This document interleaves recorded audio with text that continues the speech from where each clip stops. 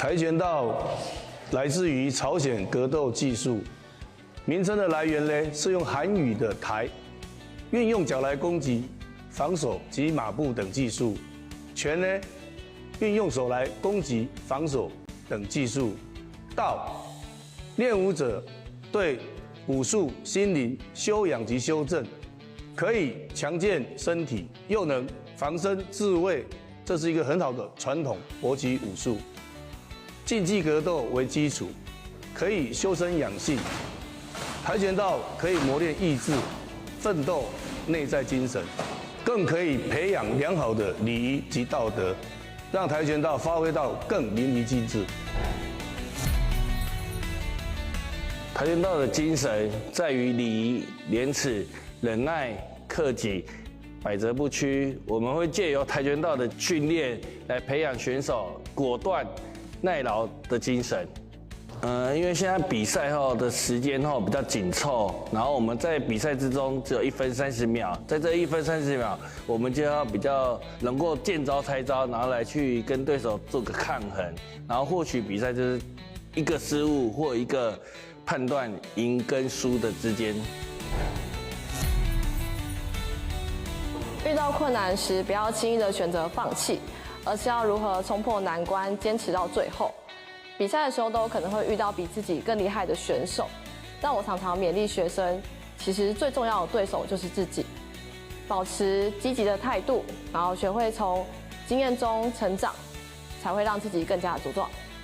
除了在展演的过程要流畅以外，在每个出手、收手以及腰的瞬间的速度都要非常的明确，才可以让表现提升。而动作与动作之间的顿点与单动的爆发力，以及踢击后落地的稳定性，都是非常需要注重的细节。只要坚持，持之以恒，相信成功就在不远处。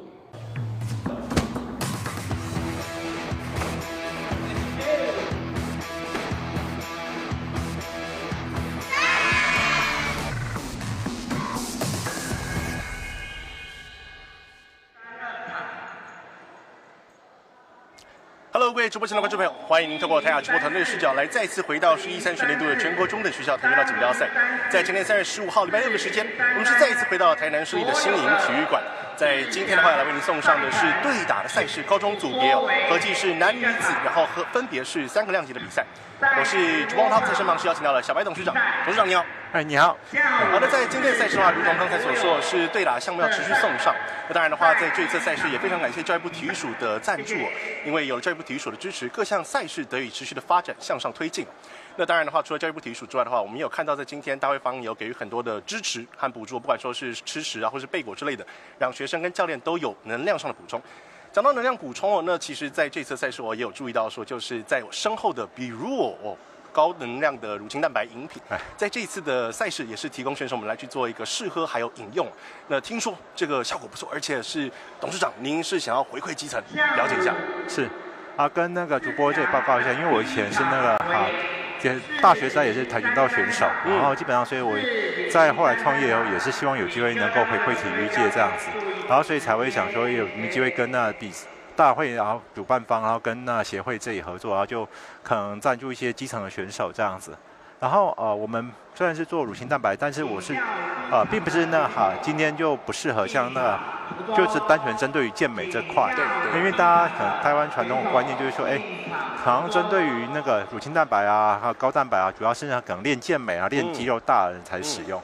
其实这是比较这是过去的观念。其实像台湾选手来讲，是在那个跆拳道比赛比较轻量级的话，能够发挥，可以但到中量级以上的话，相对好像台湾就比较没有那么多的选手，然后因为主要是在于说，台湾大家觉得说，好像练肌肉会让自己的速度变慢，然后而且会让自己的那可能爆发力啊，或者是那反而会容易受伤，因为毕竟你的重量重嘛，然后所以就可能你的那负担就重，这样子就好像车子一样，对，然后可是其实肌肉它并不是只是单纯就是说让你那个可能举起很重的东西，它其实有保护作用。就像现在来讲，有些人说比如像老年人会膝关节损伤嘛，然后会那个膝关节退化。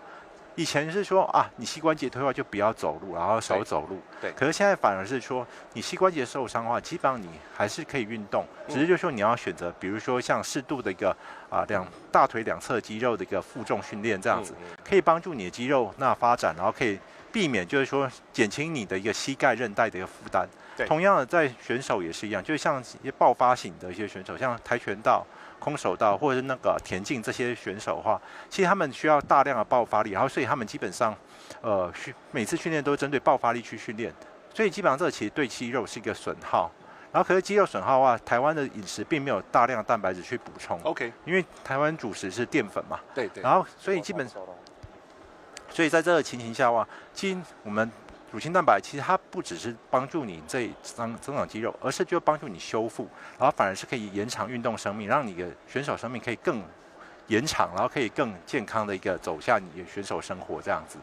董事长毕竟是练家子，过来人也是踢跆拳道出身的，所以来到现在的话，刚才提到回馈到赛事，不管说是今天是我们练跆拳，其他运动，或者是说乃至于说老人也是其实在能量上的补充，乳清蛋白的功用以及功效是不仅止于此是。好，那也非常感谢小白董事长加入，在这次赛事给予选手们更大的能量以及爆发向上。那我们先休息一下，待会要来为您送上的是今天的对打赛程。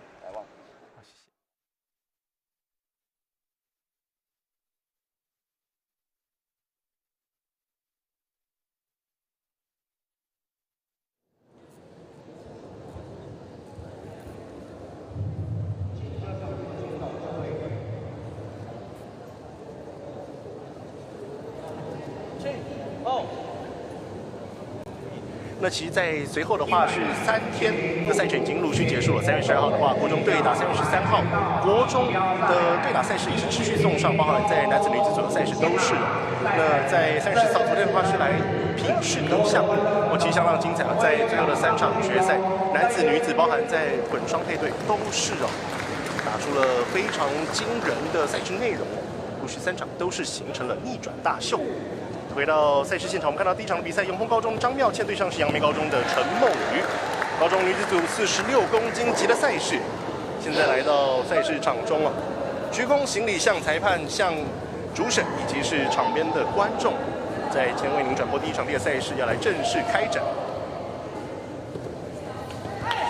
我们看到在这一次的全中锦赛事，其实到目前为止，我们刚才有提到说4天的赛程到今天于选手来讲的话，精神上、体力上都是相当考验的，因为我们都知道说跆拳道的赛事是在1天之内就要分出胜负，并且是陆续就是对打完毕，无论是品试或者是说对打项目都是。回到赛事本身1分10秒的时间，两边尚未得分。而在现在的话，场边我们是邀请到了是刘威霆，威霆哥来再次加入到赛事，跟我们一起来欣赏这场高中女子的赛事。威霆哥好，主播好，观众朋友大家好。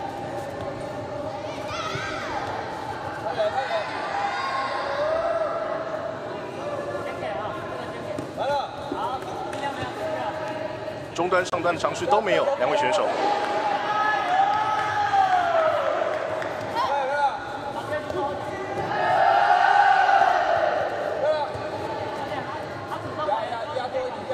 相较前天国中组的赛事的话，高中组动作也比较敢应用，然后频率也会比较高一点。确实因为在国中组的赛事的话，我们看到说选手在可能说打法的变化性跟多元性上面，再对比到今天的高中组，感觉起来高中是更颇具这个就是多元了。是。而且高中组的选手，就快衔接社会组了，所以他们在动作的技术纯熟上，我想也比较成熟一点。因为毕竟往上的话就是向成年人靠拢嘛。2分的中端现在是算在2分的分数现在是算在是杨梅高中的陈梦瑜身上。目前为止的话，在第一回合12秒剩下，我们来看一下。很快的是青方的申诉，这一下选手自己也有示意对，那裁判是给予这个3分的。这一个3分算下去的话，就是形成反超喽。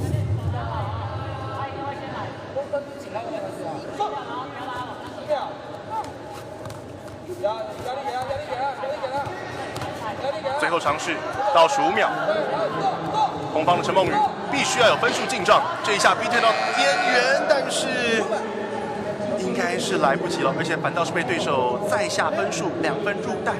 5比2，在第1局结束是永丰高中的陈妙倩先下一城。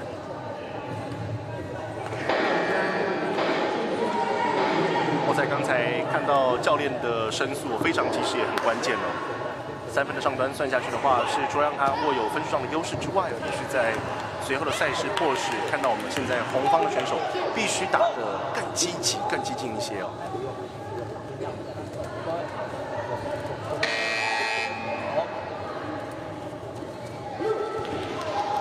好，再一次回到比赛现场，张妙倩对上陈梦瑜，青方对红方，比赛开始。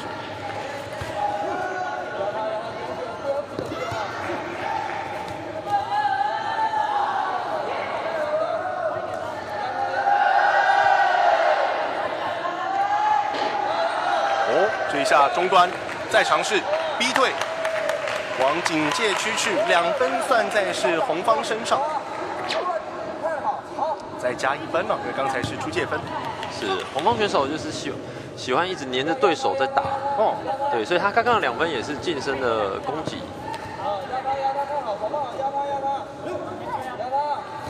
教练不断提醒啊，做压迫。对他希望把距离压近一点哦。一有机会就粘上去，然后做近身的攻击。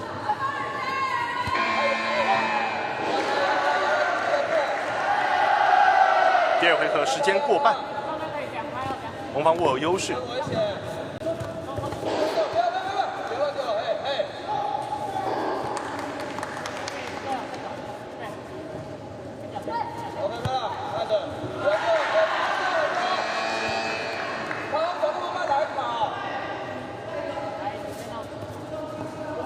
在距离上面，双方到现在20秒不到的时间是僵持比较久哦。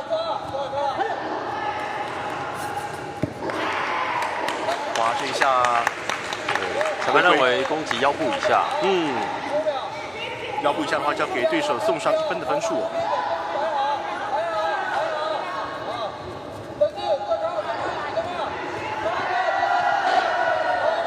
中端再打2分有，红方陈梦瑜。时间到点，我在第2回合的赛事可以感觉得出来，陈梦瑜在第1回合比较惊险丢失之后，来到第2个回合状态提升，而且整体在对赛节奏上就控制更好。对，红方选手他在距离掌握上比第1回合好很多。因为第1回合在最后，不小心对对手踢到了一个上端，所以这回合他其实更注意对方的前脚。在这场为您送上的是8强的赛事。这场比赛看到张妙倩对上是陈梦瑜哦，2位选手在前面的话，1、2局是各取1局，来到 Round 3 1分半的时间，比赛开始。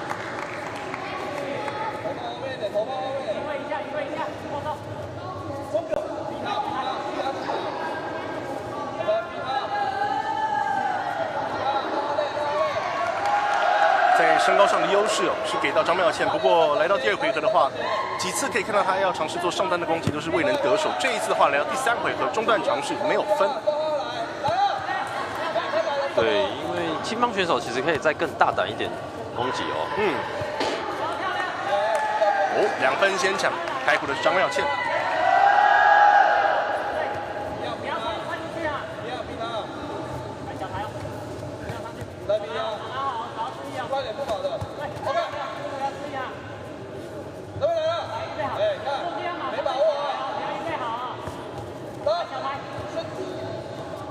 彼此拉锯，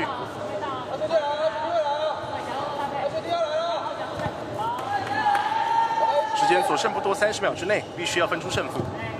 对，红方选手应该要再大胆一点往前去做连续的攻击，不然距离上其实它是属于劣势的。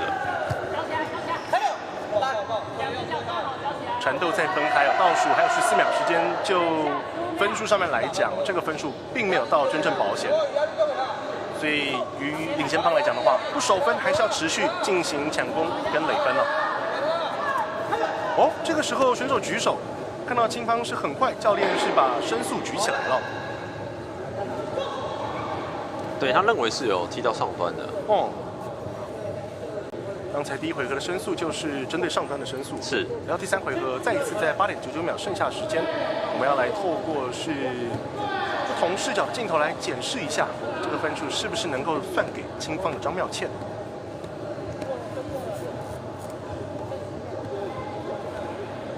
我们来看一下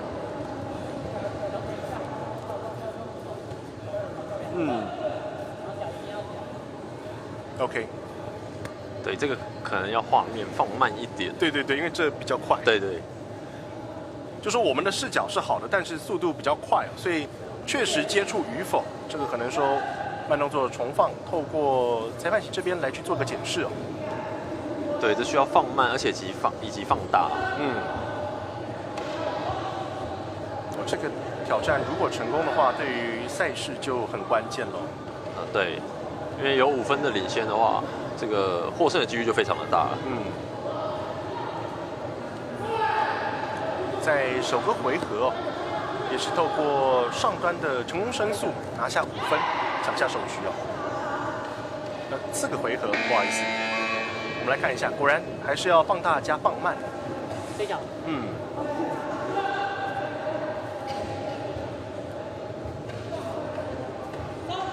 左脚上去之后，其实红方的头部也有顺势哦，去往左边做倾斜。那当然，我们还是以最终裁判席这边给出的结果为准哦。对，可能就要看他的脚趾头有没有去触碰到头盔。对，是有的哦，3分算哦。因为头部打击的话，就是我们不看磅数了，就只要有碰到就算。关键的3分，2+3等于5，5比0的赛事，倒数8.99秒。对于陈梦瑜来说的话，这一场比赛5分大概就是要上端加转身了，最低要求。这一下，这个上端，随后再逼迫对手来到是边线的位置哦。红方也给出了他们的申诉，同样是针对上端。对。这是他刚刚近身推完一个后脚的上端。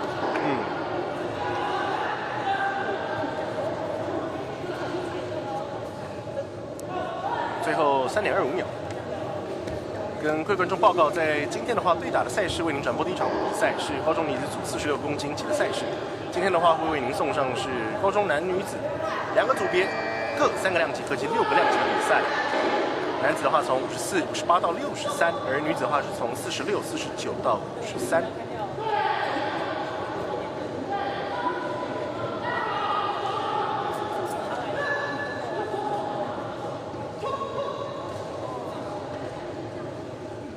手势做出双手比叉，这是一个失败的申诉。3.25秒，中端再尝试逼退，但是对手也选择做沉退。我们最终的话，5比0，张妙倩是拿下了第3局以及这场比赛2比1的局数比是成功收下了在8强赛事的胜利。其实蛮惊险的。是，因为红方选手其实也蛮积极的，在后面追分的时候。而且两边在对赛上就3个回合下来的话，其实都算是透过就是比较惊险的方式去把领先的分数给成功拉开哦。因为看到连续2个回合都是透过申诉的方式成功挣得上端的3分哦，在青方这一侧。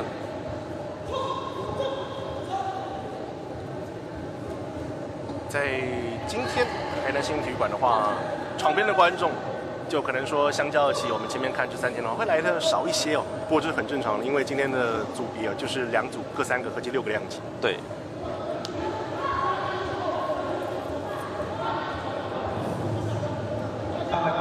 好，下一个回合下一场赛事，看到是女子组赛事已经是在场边 stand by。在台北的比赛的话，是要看到花莲体育高中林子亮要来对上的是国立北门农工的沈佩仪，同样是在8强的赛事。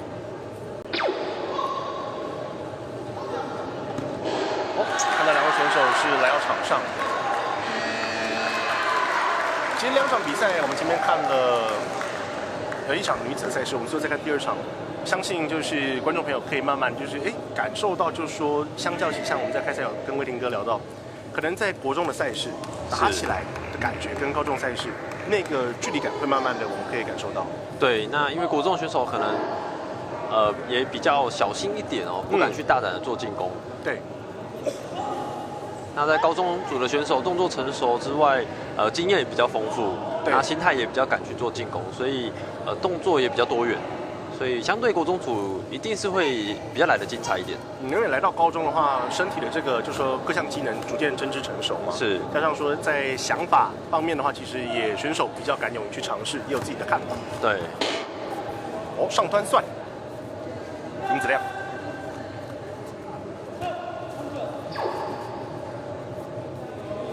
同样是46公斤级的赛事。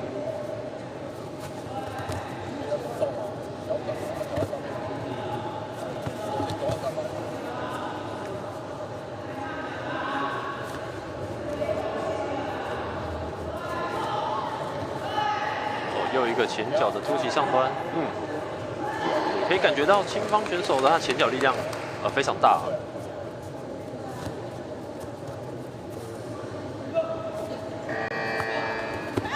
哦，正拳。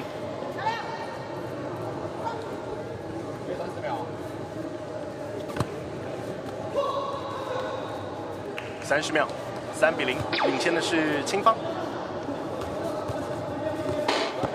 哦，双方都有一个中端的得分，没错，彼此连击。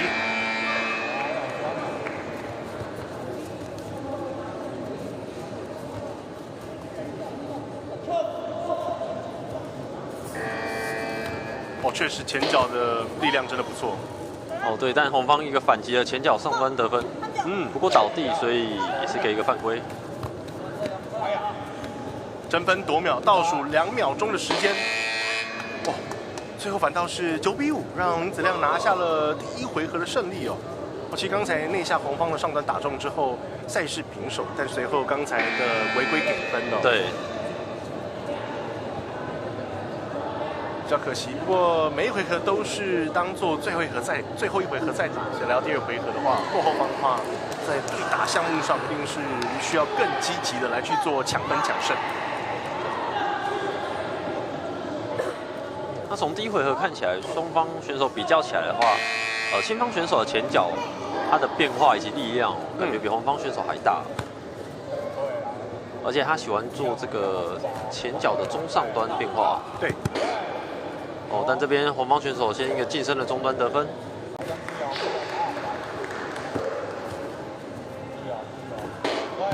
还有一个前脚的侧踩。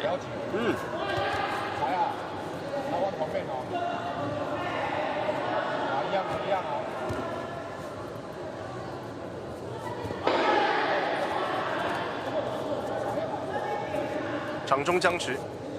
要做清楚。哦，上端有哦。上端。林子亮上端打完，是中端，中端没有。哦，连续2记。是。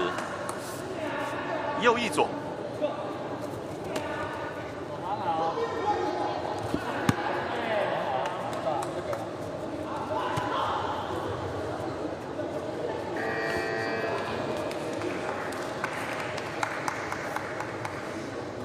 防守住，倒数20秒，至少需要一个中端追平。红方沈佩义6比6，两边战平。是，但优势会是在青方这边啊，因为他是2个上端的得分。没错，我们算动作了。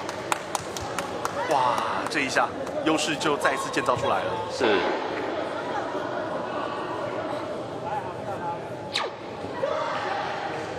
2+1。出界跟2分的中端，时间回到最后2秒 ，Round 2。Nothing can do， 所以在第2回合9比6，2比0的局数比，在这场比赛体育高中的林子亮是战胜北门农工的沈佩义，在8强的赛事开赛的第2回合2记的左右上端攻势，是帮助他建立了非常有底气的开局哦。看到刚才的赛事 highlight。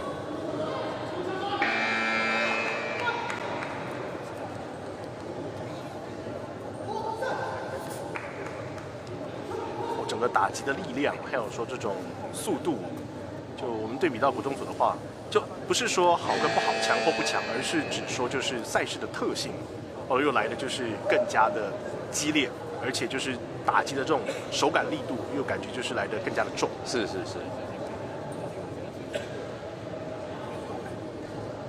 而且在上端的踢击的准确性也相对来说更高。确实2场比赛我们都看到是上端，至少其中一位选手都是有2次，乃至于说3次的上端得分机会。对。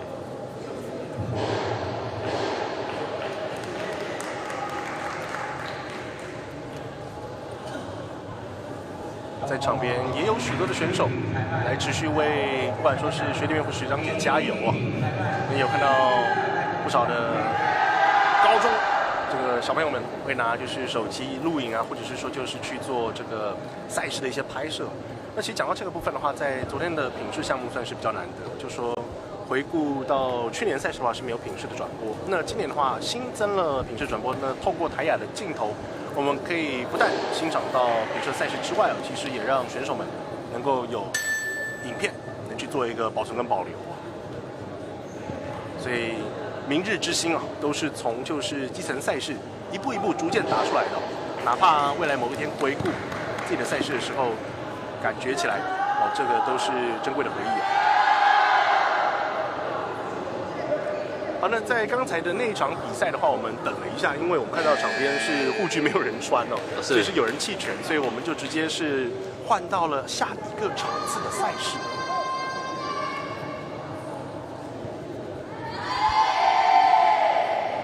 那这边的话，就想要请问一下威林哥了，就说在目前为止的话，前面我们转播没有看到有弃权，那当然弃权的话，最大的可能就当然是受伤的问题，对，这是其一。对，那如果说撇除受伤之外的话，选手弃权来到8强的赛事，还有什么可能？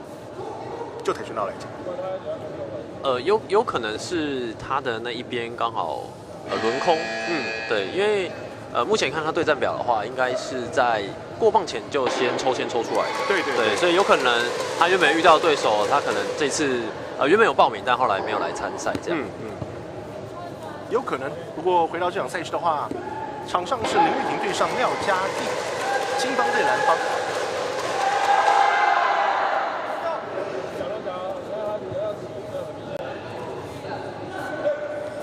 连续2场的赛事，花莲体育高中都有选手出赛。上一场的话是陈妍珍弃权，确实如威林哥刚才讲的，在抽签当下就已经是弃权了。是。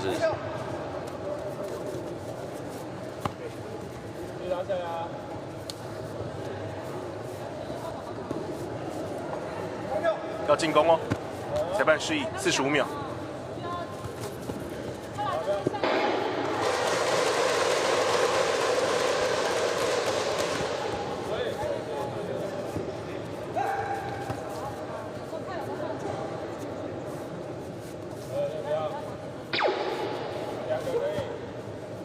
彼此试探。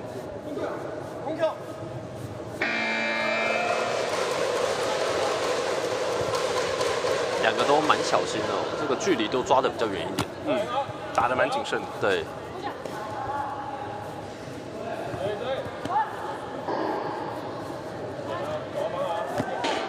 一击必胜，2分到手。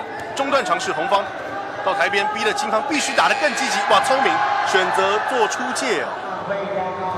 在这个时候，我们看到在分数上面的话，2比0，一局先下。不过刚才那一下在别人的位置，其实时间是已经到点了。是。确实，就是分数上一旦取得优势，落后方会马上在整个态势上面必须防守转进攻。对。所以其实我们会蛮建议选手在一开始就大胆的做攻击。因为一开始前面很小心，但是后面想要去做攻击，如果不小心被对手得分的话，后面所剩时间也不多，对，也较难去做追分。对。第二回合，刚才2比0险胜，来到 Round 2，廖嘉蒂。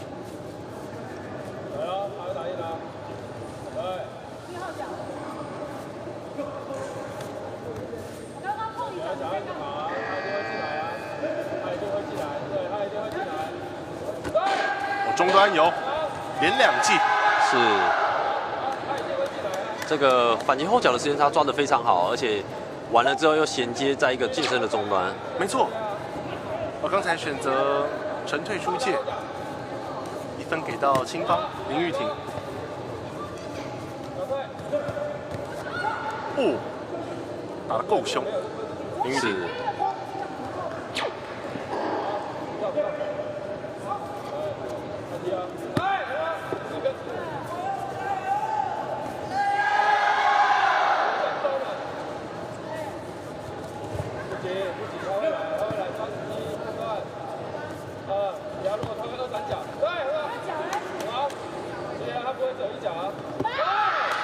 推进正拳分开。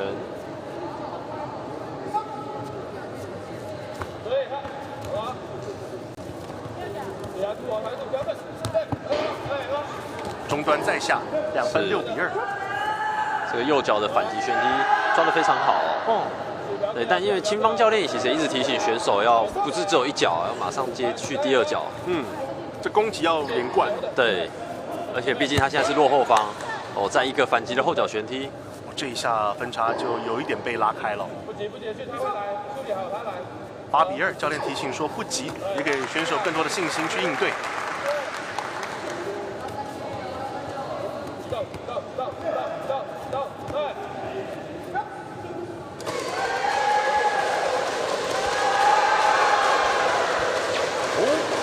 对，认为红方选手有抓的动作。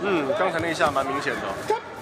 所以在这个回合，刚才又有一次离开了场内，所以3次的出界，1次的是抓人。对，他现在已经4次的犯规了，要小心5次哦。不过算得蛮准的。是因为如果5次犯规的话，这回合就输掉了。对，直接判对手胜了。对，就我们看这赛事的话，前几天我们看到就是说12分的差距是直接胜，是5次犯规也是直接胜。是。那在刚才赛事的话，2比0，青方是拿下了这场比赛的，红方是拿下了这场比赛的胜利。看到廖家地，我必须说他的这个中端打击能力真的不错。对，那个时间差以及位置距离就抓得很好。而且在必要的关键时刻也很懂得用规则上的一些自方利多啦，去为自己创造空间跟优势。对。现在这就是我们常讲，就是说运动赛事不仅是要打得好、打得巧、打得精，也要打得聪明。下一场的比赛，看到在场边选手也是来陆续做准备了。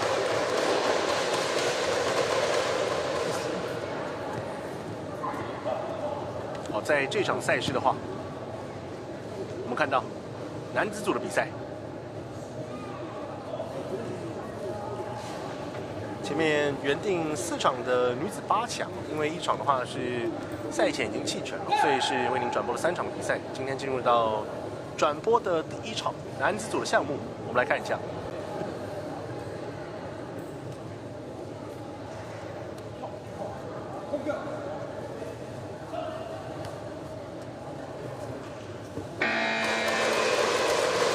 赛前测试护具的环节也都是必须的，确保说在打击的效果跟得分的机制上面是没有问题的。因为前面我们看到说，在来到下午时刻，真的那种3点4点的时候，我们有聊到就是说护具的可能说这个 battery 不太够了，对，所以打起来的话，就是那场比赛我们看到是4次的感应出现问题。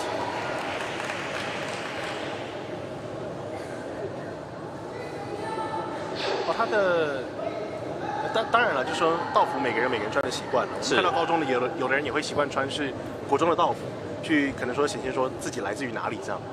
因为刚才是看到说道服上面有 KBNP， 但是护具的话是 Dedo。那这一次的话，大会是使用 Dedo 护具来去跟全中运做呼应。高中男子组54公斤级的赛事，华侨高中张成俊对上是平镇高中黄友义。对，这2位选手，我想在高中端实力都是非常不错的。我可以来期待一下。好，比赛开始。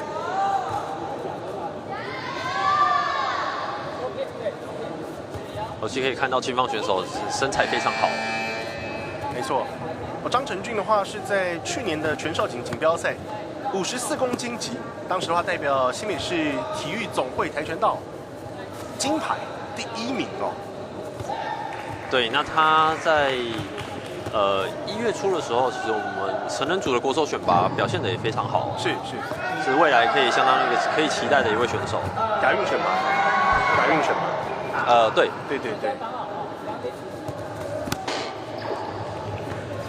率先开胡，红方中端王友义。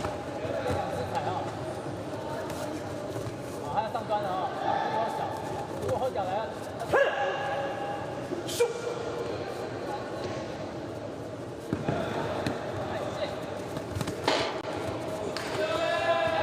开赛2侧中段得分都是落在红方这一侧。是，红方选手他的移动步伐很快，而且动作也很快，所以很擅长抓这个对手进来的时候要去做攻击。对，距离感拿捏好，节奏够快，而且在身材上虽然是有劣势，身高了看起来是有，但是整体打起来很近，没有少。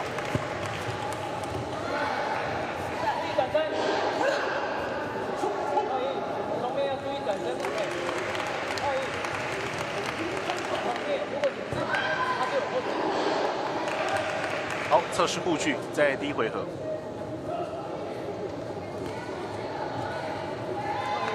如果不同面不要先去，知道吗？好，测试没有问题哦，最后10秒。后脚来准备啊！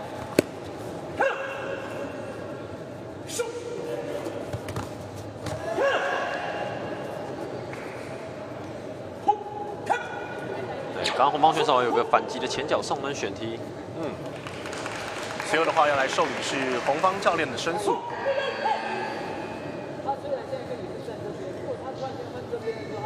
我们都讲说这个全中锦是全中运的前哨战，去年的全中运这2位选手就是冠军战组。是，没错。对，在54公斤的斤级的赛事，张成俊对上黄友义那场比赛的话，张成俊是拔得头筹拿下第1哦，黄友义紧随其后拿下银牌的位置。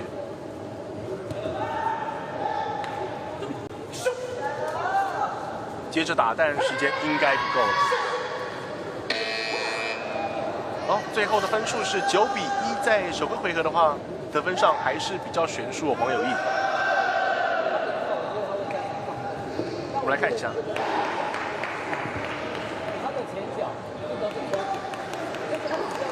刚才上单的攻势。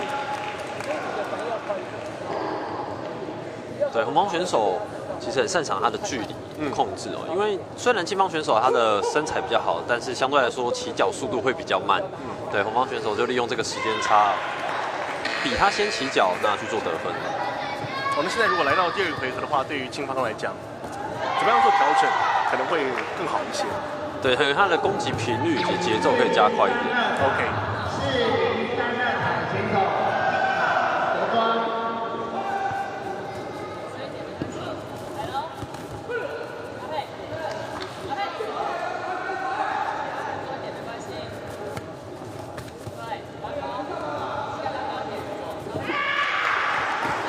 中端是，这中端就很漂亮哦，非常的敢踢，没错。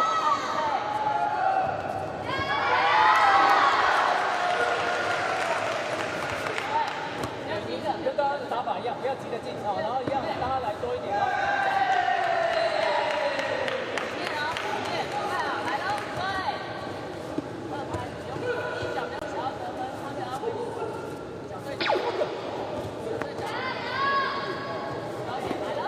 1局在握，进发2局，倒数25秒的时间哦。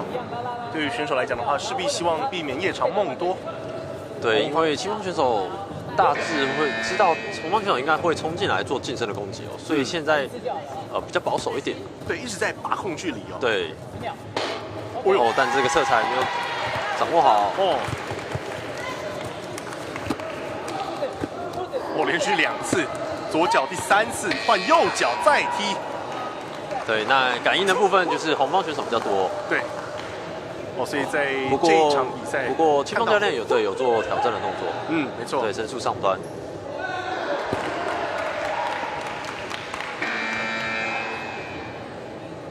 前面我们看到女子的赛事2次关键的上端申诉得以成功。拿下2、3回合的比赛胜利。现在我们看一下这一次去年全中运金牌的张成俊，申诉结果如何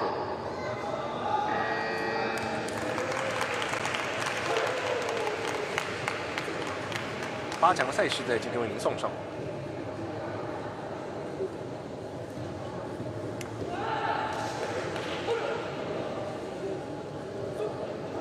Sorry。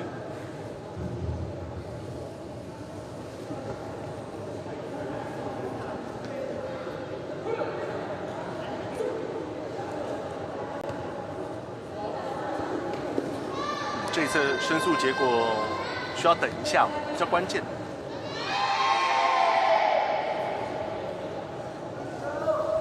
双手比叉代表是申诉失败哦。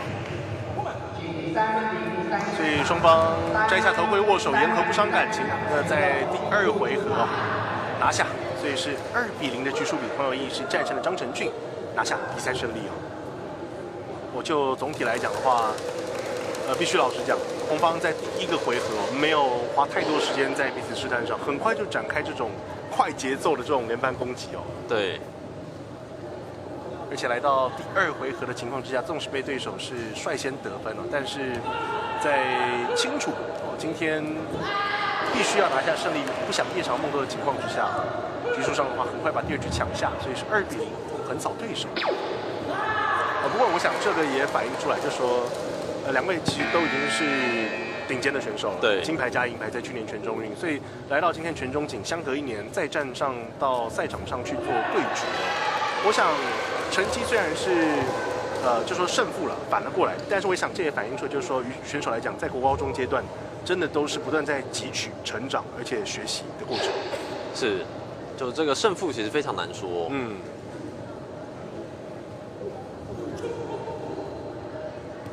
好，在下一场赛事的话，同样是要来为您送上是男子组别的比赛。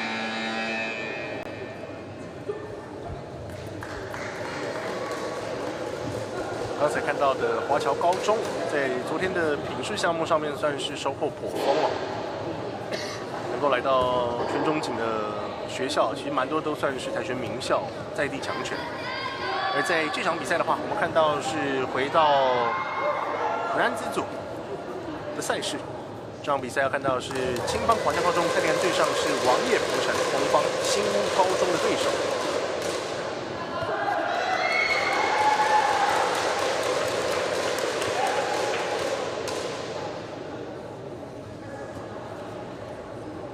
好，护具测试没有问题。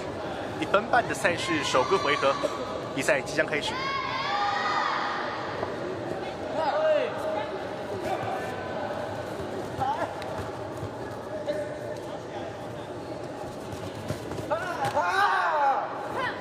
两边速度很快，对，都非常的积极。哦，红方率先一个前脚旋踢得分。对，这一场8强的赛事。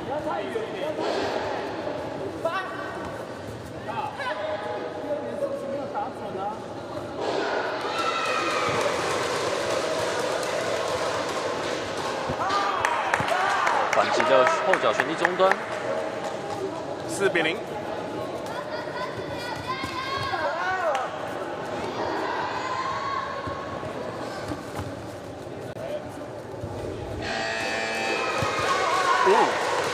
左手正拳给上去，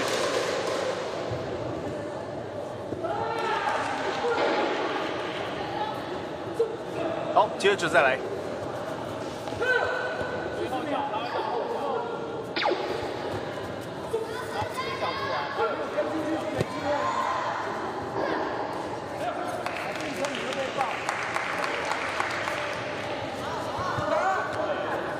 最后30秒。4-0领先的是红方新高中的王业博成。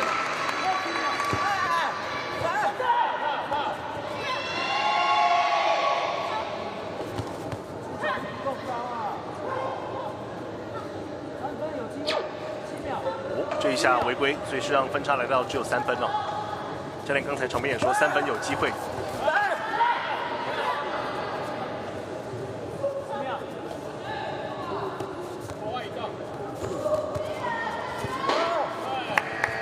个反击的前脚侧踩。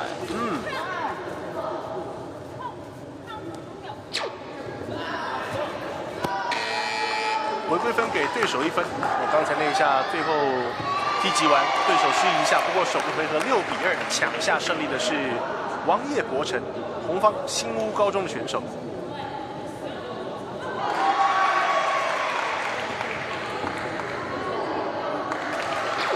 我在赛事节奏上2场的比赛，我们看下来，就说男女子赛事其实蛮大的差异。那再来说就是男子赛事，我们看到在对赛上面很快就进入状况，对，试探或者是说对彼此套路的熟悉哦，并没有花费太多的时间，很快就去真刀真枪去做厮杀。第2回合，哦，刚才那一下，对，因为裁判认为这个规定是我们在时间回合结束的时候，你就要必须在场上做预备哦。那前方选手就是有比较慢走上来做预备的动作，所以这个裁判给他一个不合情理的犯规。对，那这就是1分的违规分哦。对，领先的1分也是来自于刚才的那分违规分，不过再加2分变5-2。这下倒地，所以也给对手1分。急动作要出来啊，要不然没机会啊。差1回合，因为他5个人变到，我都可以。不要每次都退啊，可以啊。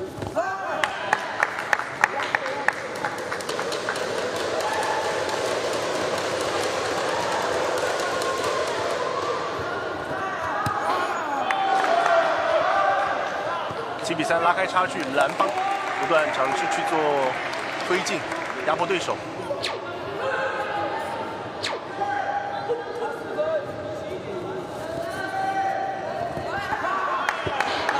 互打连击，对，青色的一个中端近身旋踢得分。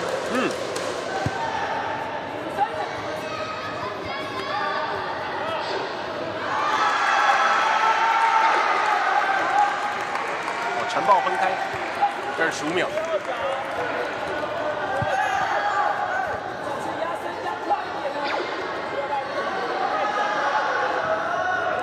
我要把握进攻时间，对手给脚，我给拳。红方被逼退，但是分数上还是仍旧领先，9比6。哇，这一下这一枪是反击的后脚旋踢中端，没错。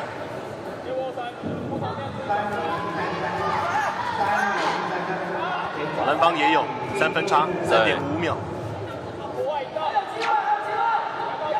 2分差。哦，追平，平手是。11比11，哇！这一下如果分数平手，就要来看得点了。对，但是因为双方都4个中端的得分，不过红方多一个正拳的得分哦，所以是红方获胜。哦，所以这场比赛的话，2比0的局数比王叶博成来自新高中的红方是击败了华江青方的对手啊！我在这场比赛的话，刚才我们看到了不止分数平手，而且在得点平手，最后的话要透过比较这个正拳拿下。因为我们知道说，就是在分数上，虽然警告跟正拳都是1分，但是正拳大于警告。是。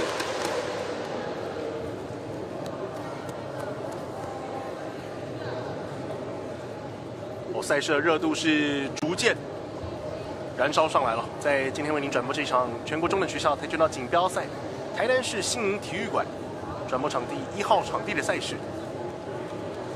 好，8强赛事我们先休息一下，待会继续回到赛事现场。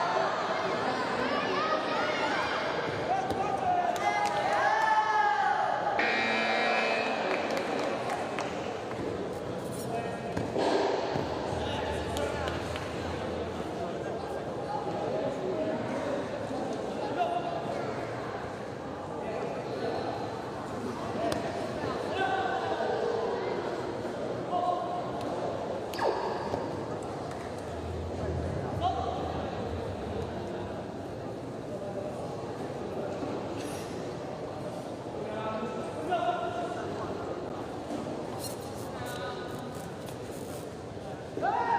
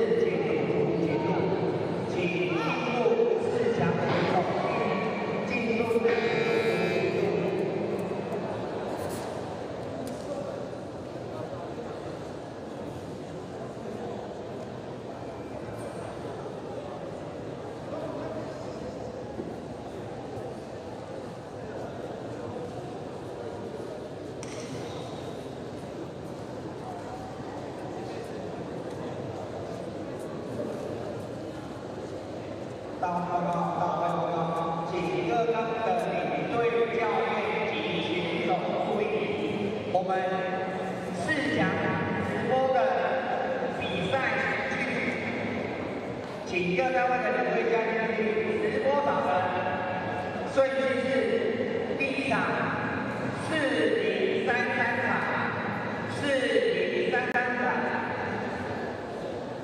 再来是从1034第一场2034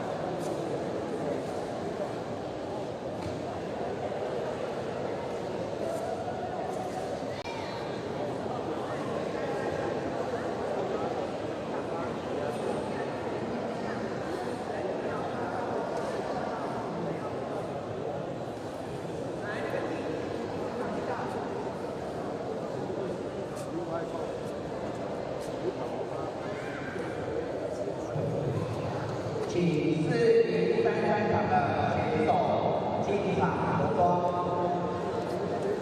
403场的选手尽速进入着装间。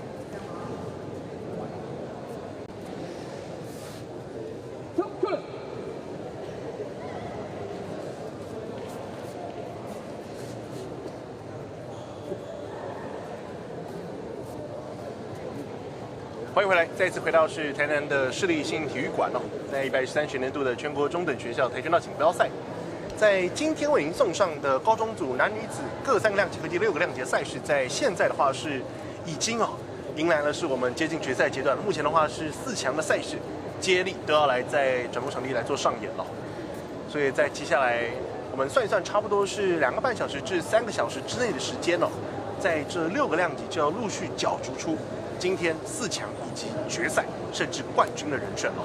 所以对于选手来讲的话，来到这个阶段，整体的身心又更加考验了。我们在这几天下来的话，我们从小组赛看到复赛，再看到现在8强、4强决赛，每一天的赛事当天是当天必。如今来到高中组的赛事，整体的赛事张力跟竞争的激烈度又再上层了。第一场赛事是看到女子的赛事。看到是花莲体中的曾若涵对上是大理高中的蔡依颖，在这一场高中女子组49公斤级的赛事。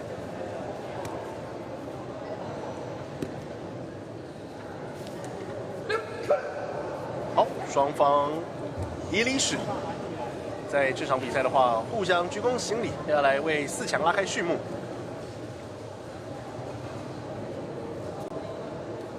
女生选手穿戴护具上面的话，还是比较麻烦一些了，是他头发都必须包在这个头盔里面，所以等于说要把这后面的马尾盘起来。对，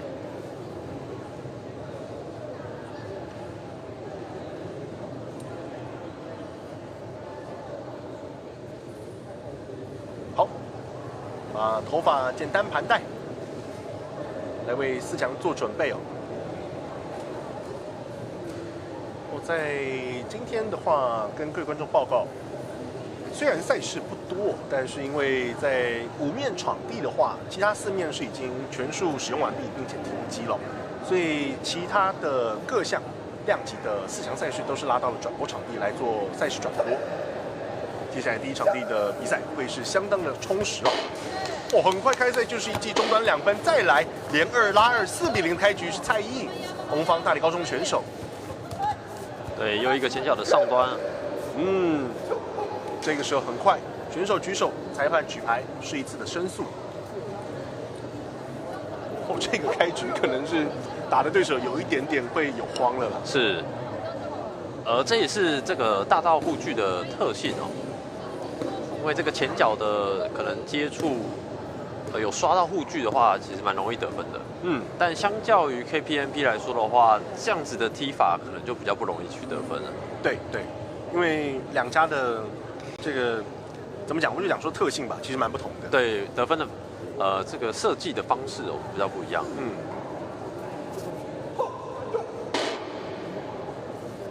3分有算，4加3，7比0，12秒的时间就已经取得如此的优势。要知道说12分就可以抢下1局的胜利。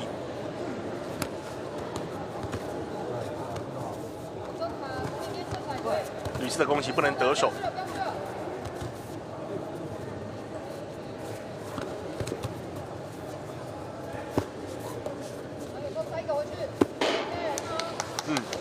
分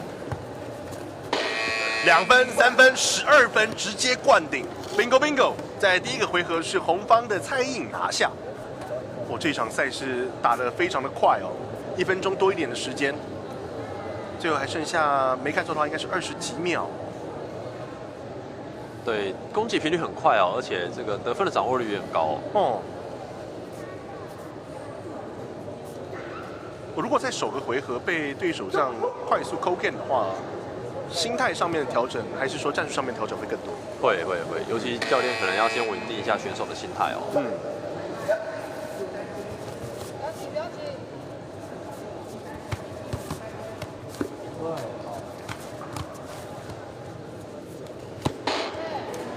2分中，中端有红方。对，它是有点像中端下压的感觉哦，在一个前脚的上端。对。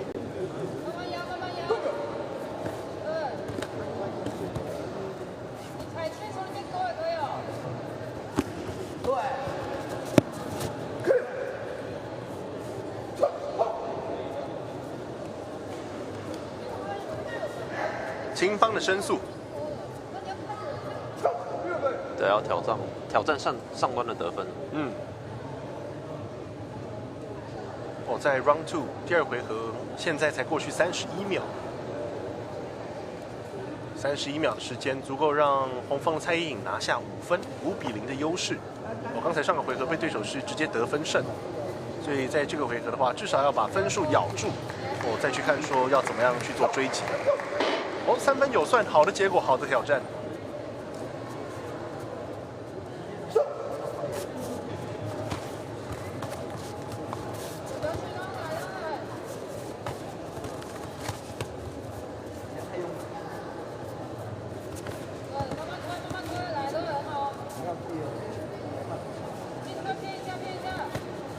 两边的选手其实特性很像，都是擅长用前脚来去攻击以及得分的。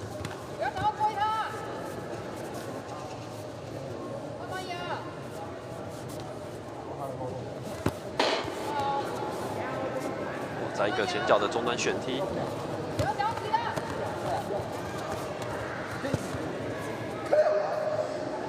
分开再来。秦方在进攻端的企图是来得越加强烈，倒数最后15秒不到。这一下的话，应该就是要挑战上端了。对，看来是双方都认为有踢到。那先给红方一个倒地的判罚。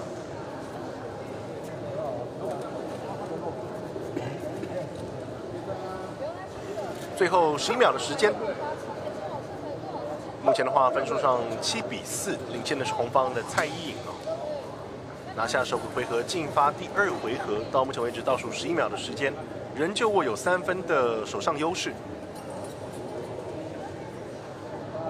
结果很快就出来了，3分。双方都有。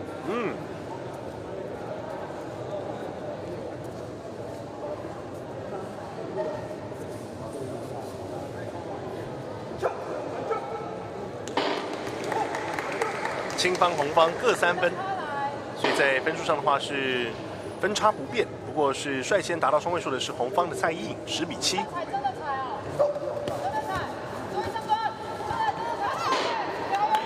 这一下上端有13比7，再倒地，所以要加1分给到红方，14比7，1倍的分差。蔡依颖对上曾若涵，红方对青方，倒数最后3秒不到的时间。必须分出胜负，分差还是有一点的差距，所以在这场比赛，红方蔡依颖2比0是解决了对手来自花莲体中青方的曾若涵首局12分差距直接灌顶拿下赛事，最后的话到次局的比赛，在刚才那一次上端两边挑战都有成功的情况之下，其实分差再一次缩小，确实是有机会。对，但也因为要追分所以必须大胆的往前，但是这时候又被对手踢到上端。因为要追分的情况之下，打起来可能选手开放性的动作就会更多。是，对，相对来说就会给对手更多的机会。没错。在刚才我们看到第一场4强的赛事确实我们来到了这个阶段，选手的整体的技术水平，这一定是毋庸置疑的哦。那看到在整体对赛的这个，我们就讲说观赏性来讲的话，哦，又更不一样了。第二组的赛事，为您送上是女子组别的4强比赛。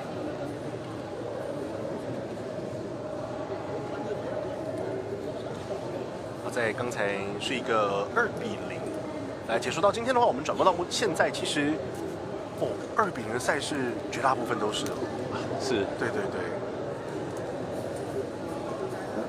从中午开始，我看8强，最后到现在下午时间的4强赛事。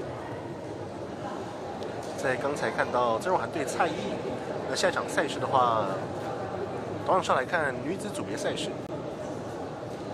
没有看错的话，应该会是桃园市立的新高中对上是新竹县的湖口高中。林威赫对上是徐杰奇。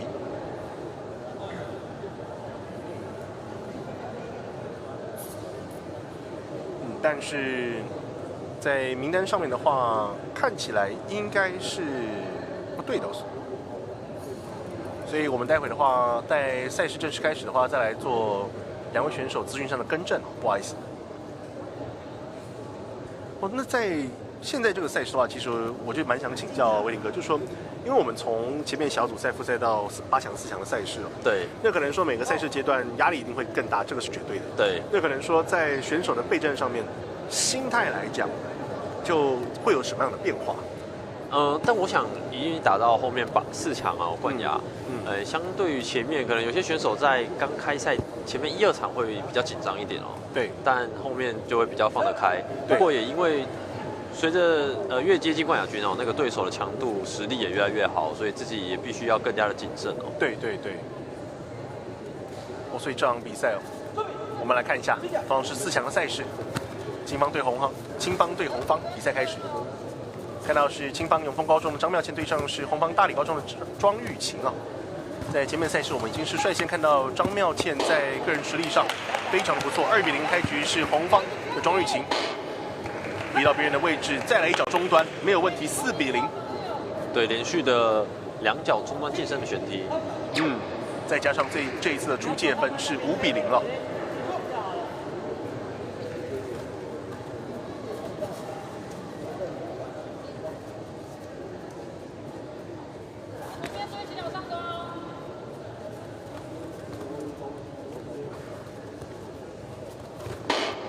中端有2分加，7-0。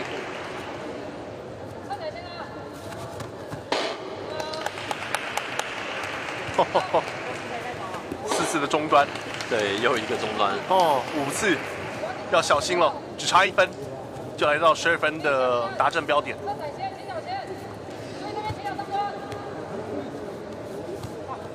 稍微拉锯一下彼此的距离哦，青方。身高上还是有一些优势，但是被逼到别人的位置，这一下吃了一记。中端的攻击是3-0，首个回合会是一个得分直接胜利哦。红方看到刚才大理高中庄玉琴哦，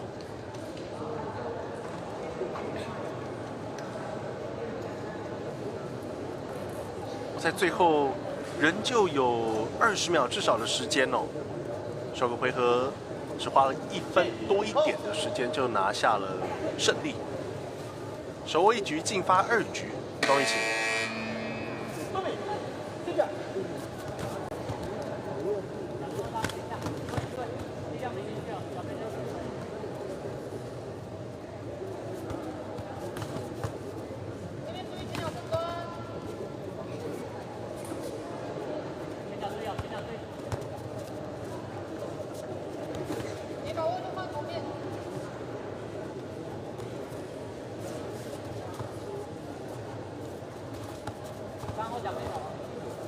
这个回合双方相较第一回合是来的更加拉锯。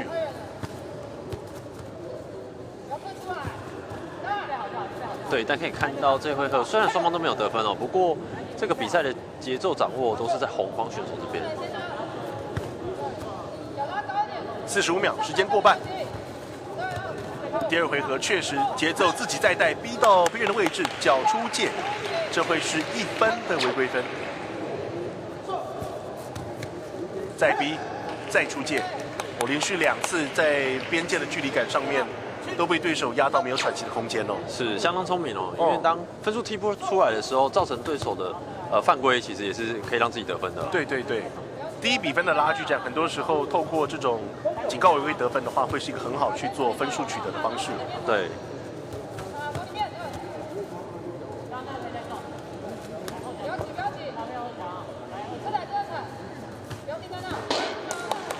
这一次是扎实的中端，对卡脚完之后，在空中再做一个侧踩，哦，又一个反击前脚旋踢，再一个旋踢，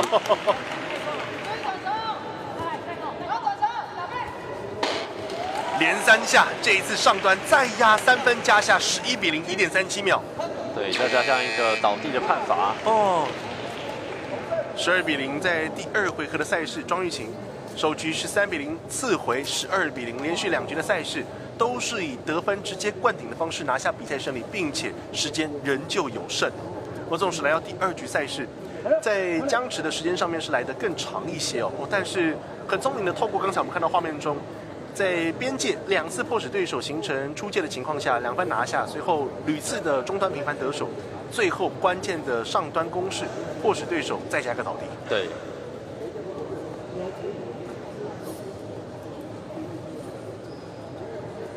2场的赛事，我们都看到了是有得分哦，落差直接超过12分的赛事内容。接下来同样是在4强的赛事要来持续送上。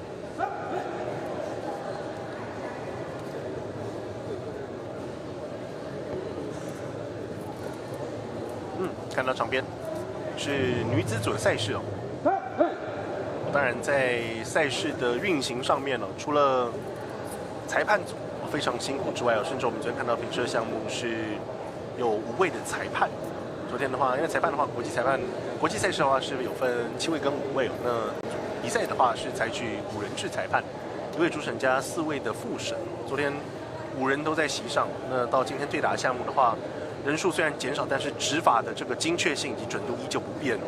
所以裁判也非常辛苦。而且除此之外的话，场边的工作人员也同样是维持赛事运行的关键，因为毕竟这个护具要不断的去做穿脱跟穿戴。对。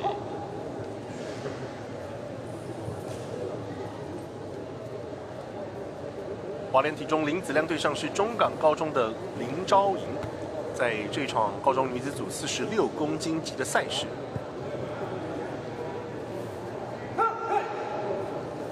双方行礼，在这一场比赛，来看一下2位选手的较量结果如何。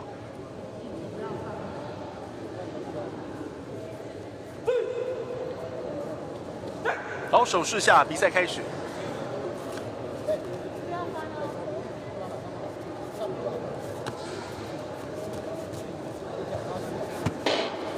有中，金方举手。申诉的时间，金方教练是率先提出哦。对，针对上端的申诉。那其实前面我们也有看到这个花莲体中林子亮选手，对他在前脚的力量以及中上端的变化非常好。也是他的个人优势哦。对。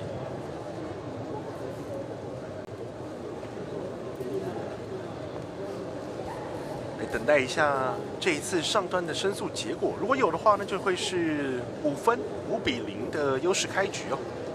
有鉴于在第1回合 Round 1现在只有花掉14秒的时间哦。我们再看一次，这一下的画面，我们从身后去看，要看说脚压。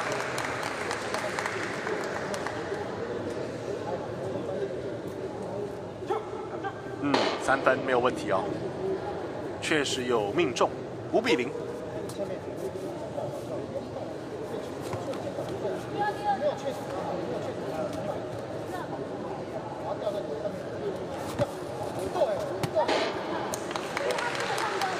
2分中端，对这个前脚完之后衔接一个后脚的中端旋踢，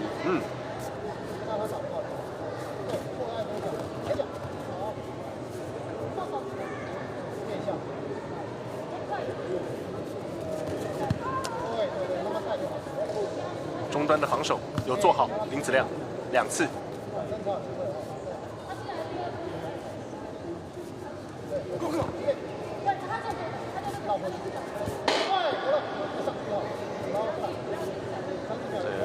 红方的一个前脚侧踩。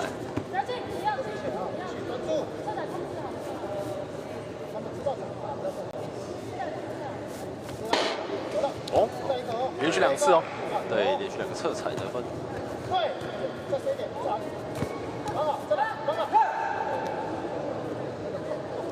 最后看到现在10秒的时间，青方教练提出申诉，再一次。不过在刚才那一次上端的3分挑战成功之后的话，确实有感受到中港高中红方的林昭莹在对防守上面的话有去特别防御对手要做上端进攻。对。而且在后面追分的阶段有相对的比较积极一点。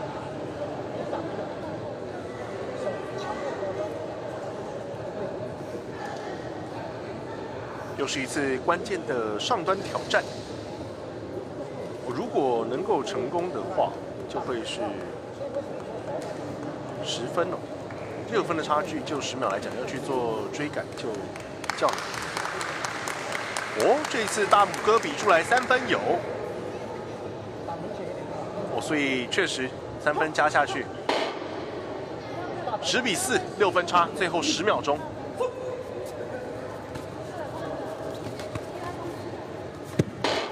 哦，这一下有，而且有稳住中端红方，逼到边缘出界，这会是1分要给到对手，所以现在的话是来到3分差，但是花了8秒多的时间才拿下3分，所以最后这1点多秒没有办法再去做最后关键，至少我们要看到上端的攻击。是。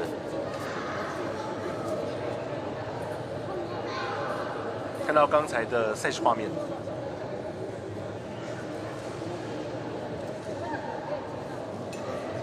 上端的压制性确实不赖。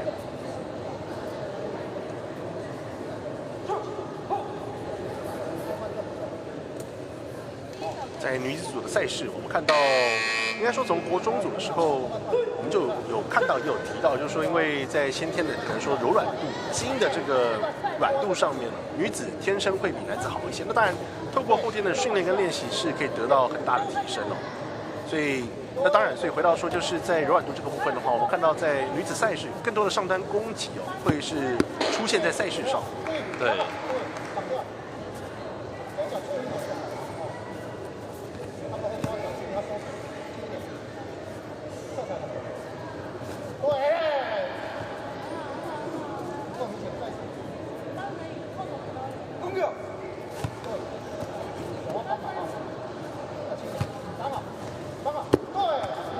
防御有做到，而且手中尝试转攻。对，这个正拳完接上端，我是上端有得分。哦，逆势超车3比2，在对手林昭莹率先开火的情况之下，林子亮也没有松懈。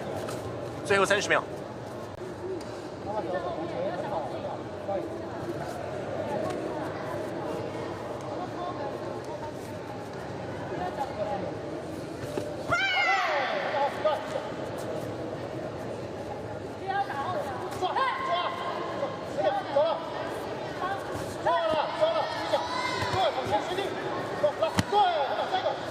连续2次进攻未能得手，向前逼近，缠斗分开再打，2.82秒的情况，只有1分的差距。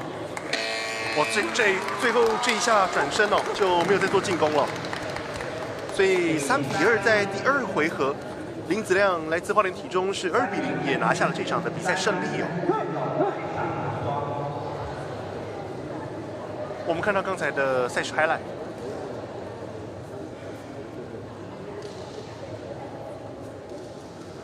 首个回合打出非常优势的大优势局哦，来到4个回合，虽然在缠斗上面是来的更多，但是2分1分3分3比2领先的情况之下，最后拿下比赛的胜利，确实不简单。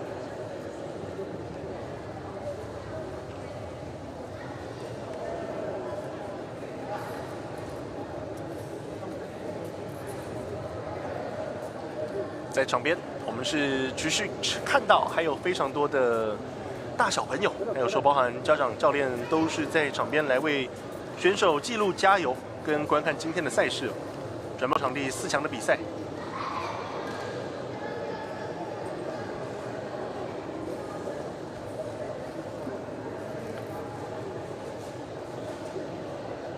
其实对于选手来讲的话，就时间上面算是蛮紧迫的。对，必须老实说，因为今天是3月15嘛，那明天的话3月16是最后一天的赛程。是完整打完的话，3月16到全中运其实完整是不到30天了。对，那1个月不到的时间就要去备战1年1度的全中运，算是于国内来讲年度大赛了。对，所以整体来讲的话，除了在这一次全中锦，不管说是赢或是输，要在战术上面或者说这个自己打法上面做调整之外，心态上面也要逐渐又调试到就是进入到赛季阶段。所以如果说这个时候，魏廷教练，您回想您在当时的话，这时间上面调试这1个月紧凑，那感觉如何？其实因为刚好趁着这个比赛可以去针对一下自己可能哪一些需要补足的地方再去做加强。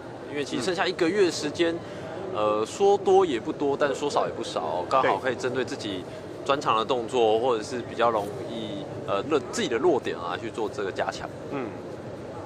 就一个关键的调整期了。对，因为差不多1个月。可能前半段还可以在一些体能技术上继续去做增强但在后面剩1-2个礼拜就要去做调整对，要正式把自己就是拉入到那个竞赛阶段。对，自己的状态包含因为我们是需要过磅的，所以包含体重的调控也是很重要的。对，这相信我们有观看跆拳道或者说了解赛事的观众一定都清楚说。选手在磅数，就是说体重的控制上面，其实非常的严格。是，在这场赛事高中女子组的比赛，49公斤级，看到青方大理高中的陈静云对上是红方树林高中的黄芷玲，0-0的开局。前面的话是已经超过40秒的时间了。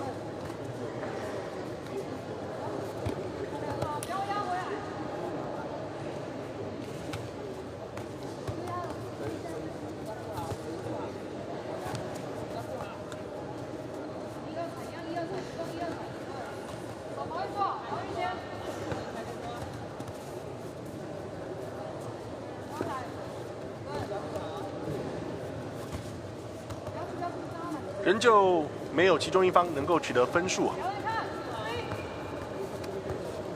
频繁的去在进攻端做脚步技术的换拳，倒数10秒，但比较难有一个扎实的动作得分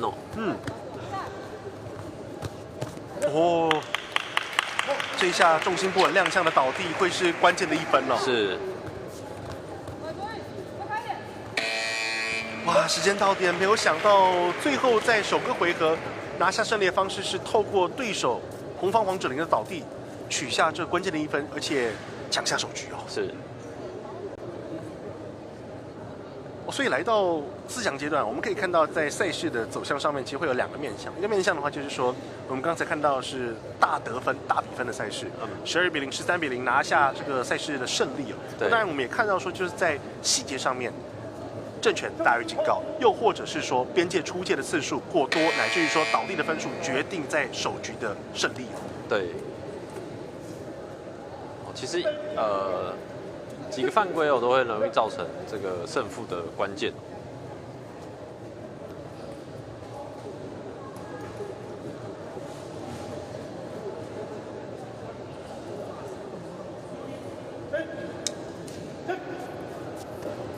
手势下，比赛开始。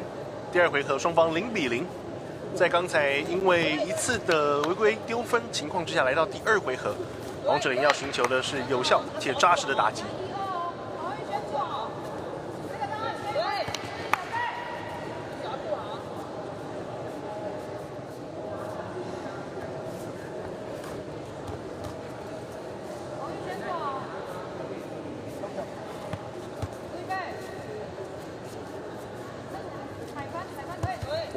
不断尝试上端，这次有了，连续2次6-0，迫使对手必须打得更加的积极。黄芷玲在刚才的话，作为红方选手代表树林高中，2次上端的踢击是帮他挣得了第2回合非常有底气的开局。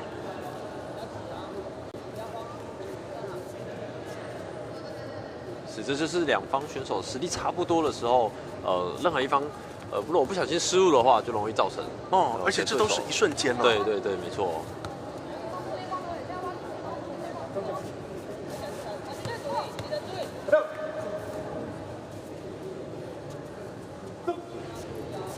好，分开再打。这一下尝试没有，反倒被对手再偷2分。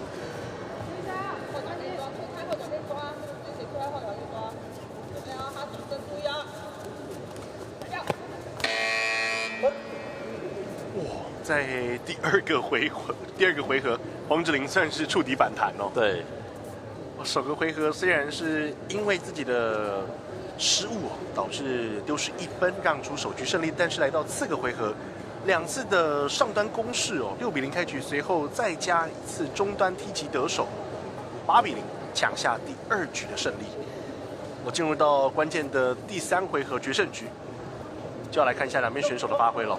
但是如果我们就扎实打击且有效打击上来讲的话，黄志玲的表现确实表现的是更突出了。哦，对。但双方在终端的有效的得分来说，还是比较少一点。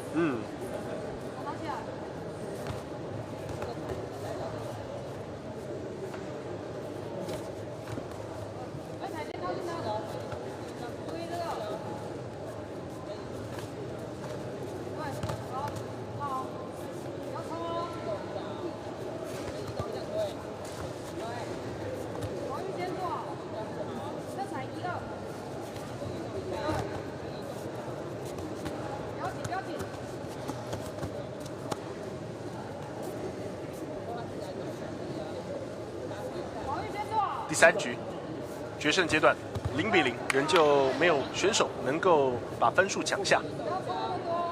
一半时间过去，最后40秒。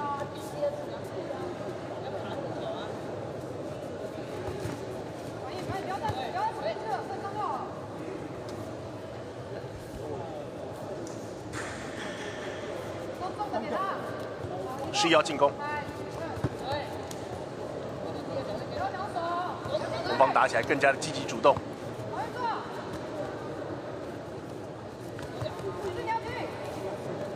这一下主要的节奏会是黄芷玲再去做带领了。对，因为目前看起来是青方选手有优势的哦。他的得点是比较多的。对，所以必须要想办法去把节奏改变。上端有对，3分倒地再加1，4比0了。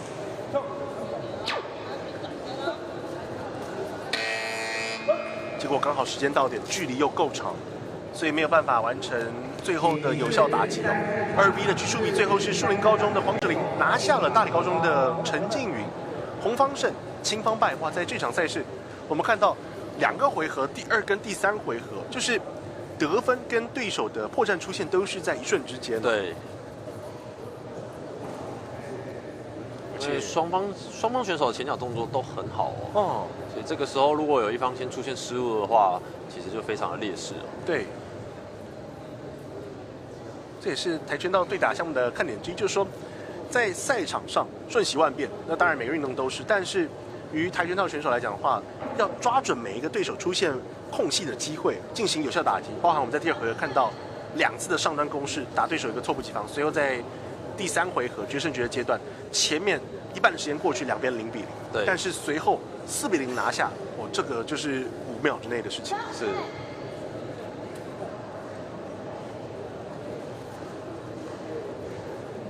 女子组的赛事暂告一段落，我们来接着看是男子组的赛事。我在刚才看到一场3局大战，2比1红方胜。接下来的话要来看一下是男子组别的较量。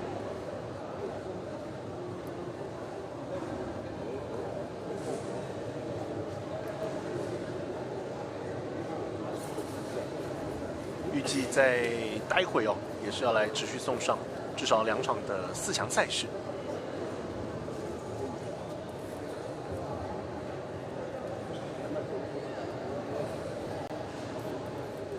好，双方选手来到场上，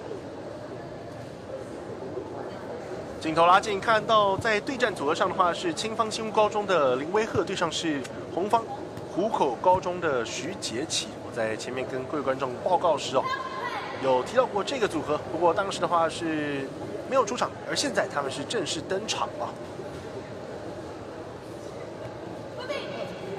碰个拳，手势下，比赛开始。中段的攻势没有，两边脚步的交缠很快就展开了。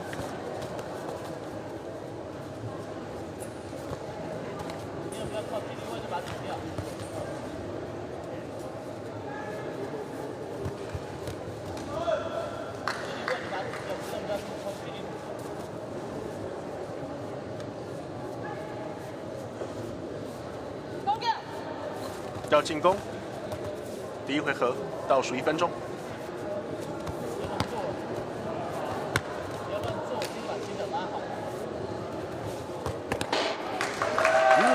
中端有2分，蓝方。在一个后者的近身中端，2枪打中，但随后这下倒地给对手1分。步进调整一下，对，申诉，对上端的部分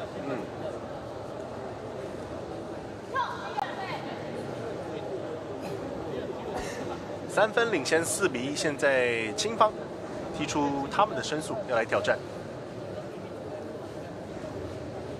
红方的徐杰奇有看到画面中左侧这一位是在去年的全少锦。当时的话是58公斤级，代表新竹县拿下是第7名的位置。在这场比赛来交手是来自新屋高中的林威赫，青方的对手。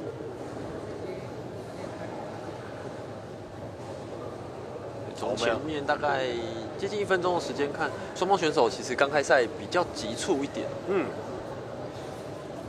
打起来感觉就是有一点急了。对，节奏是快的，但是距离跟这个位置的掌握了没有把握好。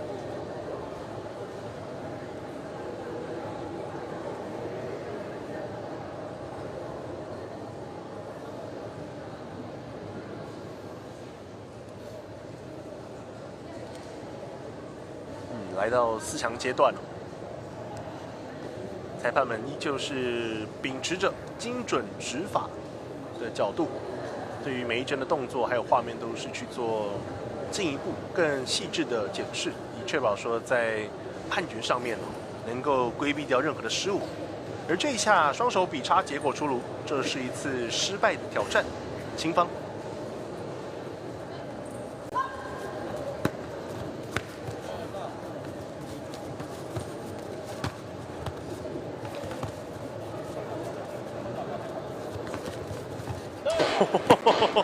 我真的打得非常的急哦！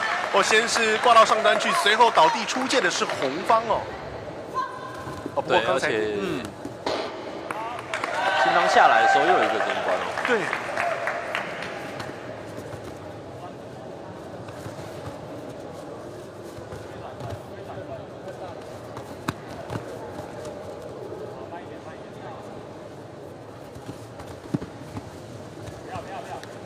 逼退边缘，警戒位置。10比4，青方领先林威赫。这一下没中，不过要记得时间上不够。不过两边是手碰一下，在首回合的话是把胜利先给到了在青方的对手。我们来看一下刚才的画面对，先是这一下，红方挂上去，随后的话。逼退倒地来到界外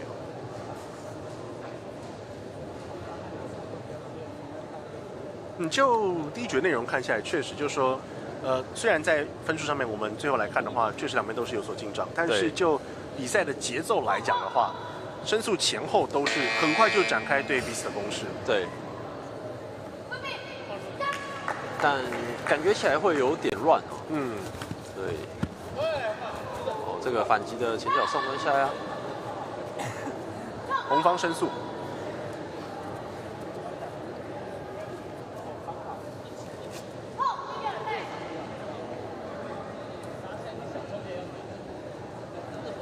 第2局开赛不到10秒，仅仅8秒的时间，便是红方提出申诉，结果很快就出来，大拇哥比出来，这会是一个3分。没错，3比0，徐杰奇，红方选手。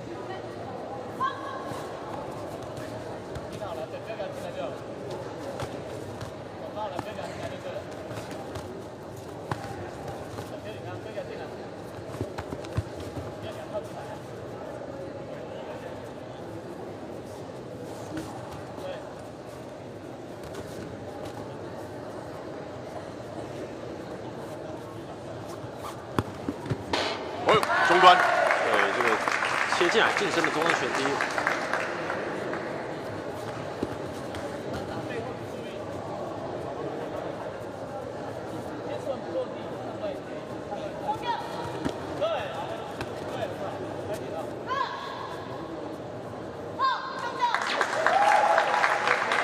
一分给出去，红方让现在赛事形成3比3平手。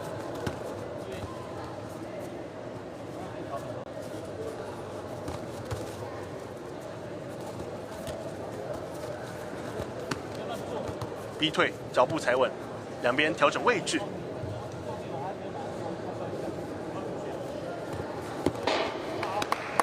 漂亮，中端的攻势，蓝方。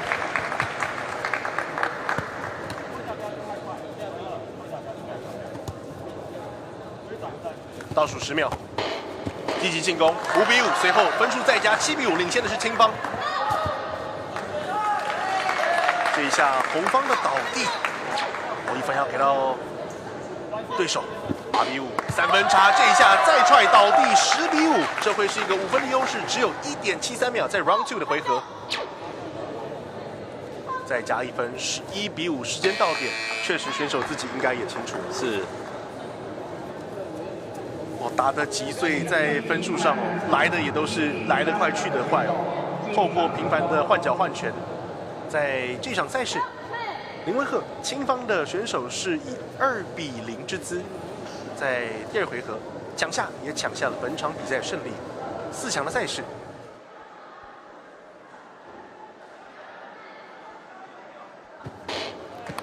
看到刚才的画面，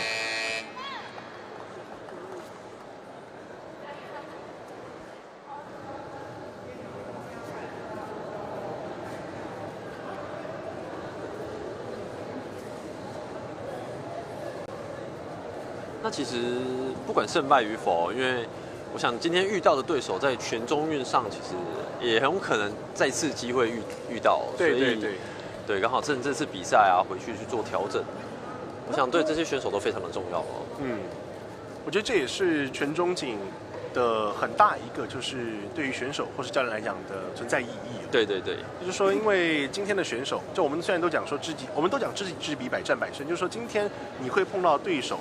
但凡你们还有在比赛，未来一定都会再一次碰到。对，不只是全中锦，未来全中运、全少锦，或者说国内各大小的这个赛事，都会是在场上彼此较量、较劲的对手。所以，透过更多的赛事经验累积，以及更多次的交手技艺那对于选手整体的技术提升都是有很大的帮助。对，而且我想。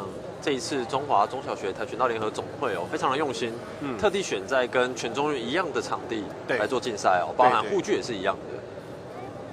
场地的话是台南市立的新体育馆，护具是大道的护具所以就整个赛事的规格上面来讲，已经是去做全中运的一个匹配。对。当然了，这可能说讲起来会比较枝微末节，不过我相信场上的选手都一定是有经验、练家子，而且是足够专业。那只是说，有的时候来到一个新的场地，其实还是会陌生，还是会适应。所以这一次的机会能够提前1个月来把场地摸透，我觉得对于选手来讲，可能心理程度上会有一些比较安啦。对，而且比较先适应场地在打起来空间感觉也会先比较早熟悉这绝对的。因为来到新场地，真正赛事的对赛空间，其实这个我们讲到边界的距离感，这些都是要去做这个熟悉的。对。高中女子组53公斤级赛事，金方华江高中周美姿对上是红方长荣中学的钟嘉瑜。这场赛事1分20秒，在第1回合，正拳上去没有分开。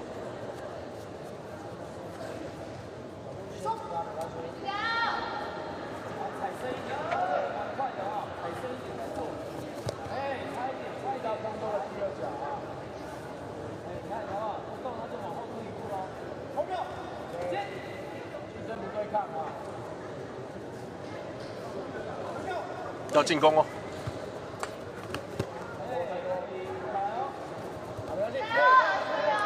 红方中端防住再推进，不过现在距离再一次拉开。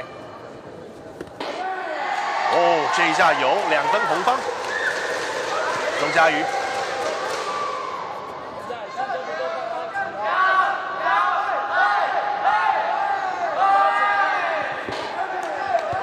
2比2平手。金方周美姿也讨回颜面，最后30秒不到。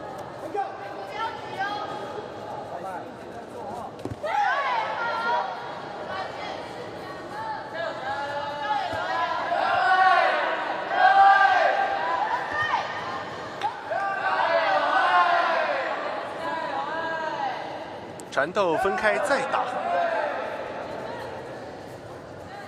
，10秒倒数。平手情况，如果要到同登同分，那就要去比得点了，所以一定是要寻求有效打击。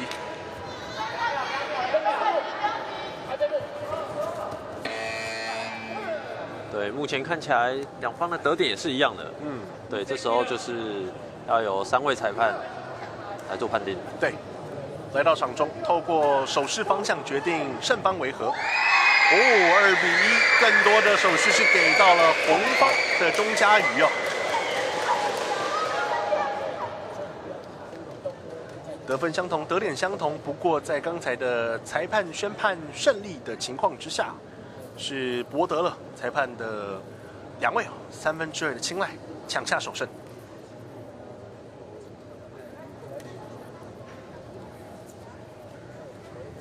那么对于金方来讲的话，首局丢失进入到第2局的赛事，一定是要尽可能的在分数上面去做累积，并且不要陷入到至少像同一局同登同分的情况。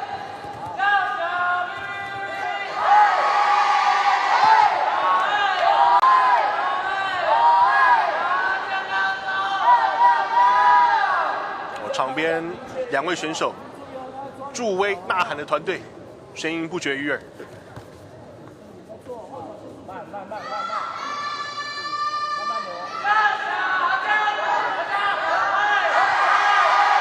这一下差点倒地，有稳住，回过身，红方去压迫蓝方。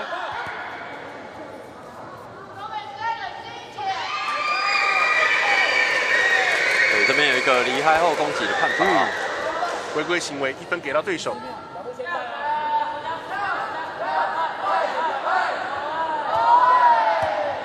对，可以看到青方选手因为第1回合落败哦，所以在这一个回合有更加的积极哦。这边有个正拳的攻击也有得分。4强的赛事，高中女子组53公斤级的比赛，来到第2回合，红方钟嘉瑜1局在握，进发2局，目前比数1比1平手。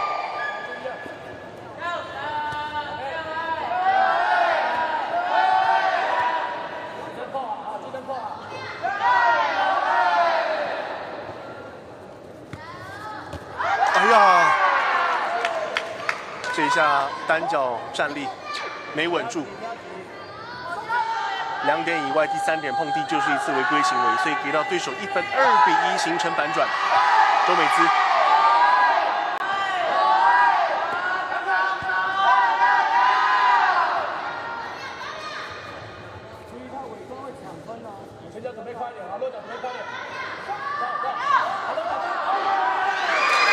然后这一下再一次形成形势上逆转，3比2领先的是长荣中学的钟嘉瑜，1.83秒。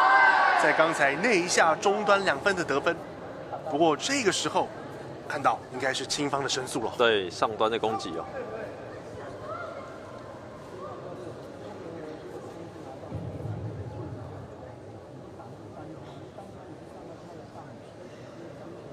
形势的转换来得如此之快，判决的结果也是来得非常的迅速。这一次上端分数给了。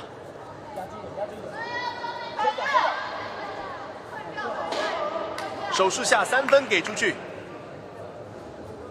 ，5比3。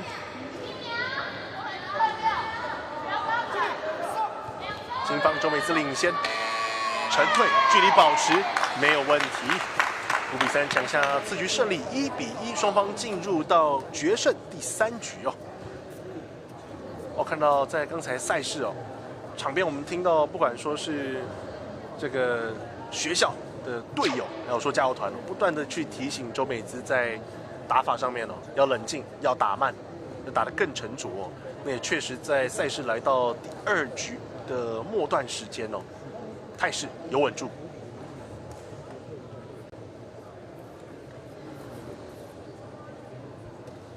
在今天我们反复看到，透过上端申诉，成为赛事胜负的关键分水岭，以及是决定性的因素哦。在刚才的第2回合，便是一个非常好的例子。第3回合0比0，两边平起平坐，重新开始。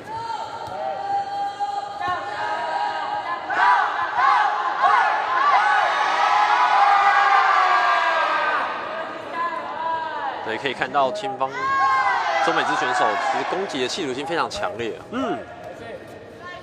前脚方向来改变啊，注意一下。可以哦。先。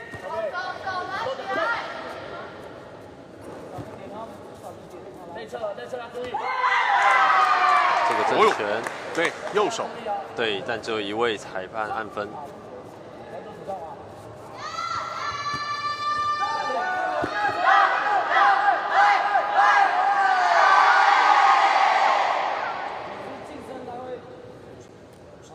调整一下护具。第3回合重新开始。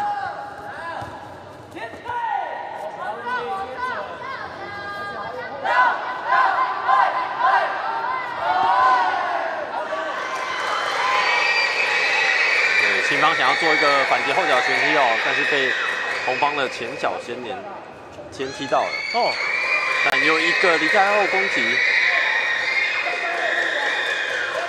3比0。哦，这个前脚上端有3分的优势，对手只花3秒就讨回来了。对。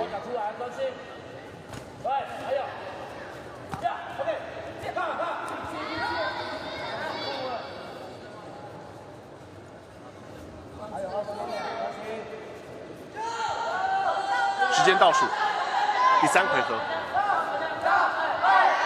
最后20秒，3比3平手。哦，正下，中端有5比3，领先是钟嘉瑜红方。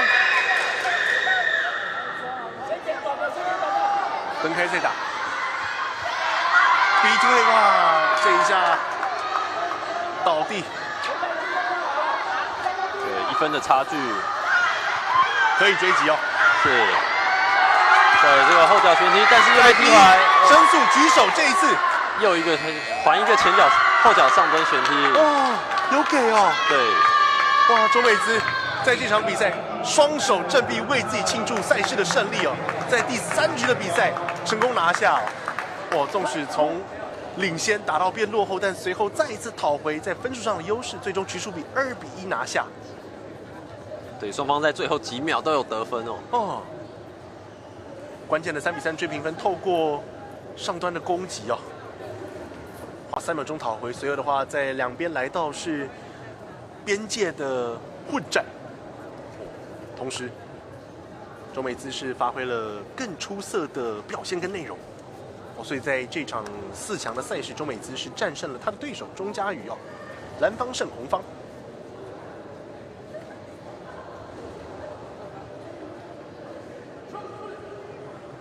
随着赛事时间不断推进，在现在的话，下午时间是已经来到了2点56分了。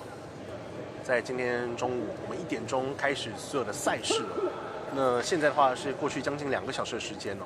伴随着赛事的不断消耗，很快4强的赛事就会慢慢迎来一个终点，并且要迎接今天的重点冠军战了。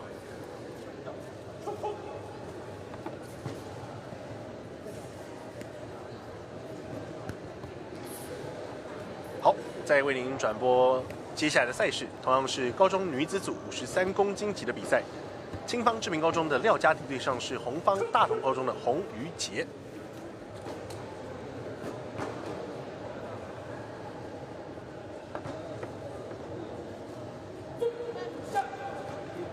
好，这场赛事同样是4强的比赛，编号2035，比赛开始，1分22秒。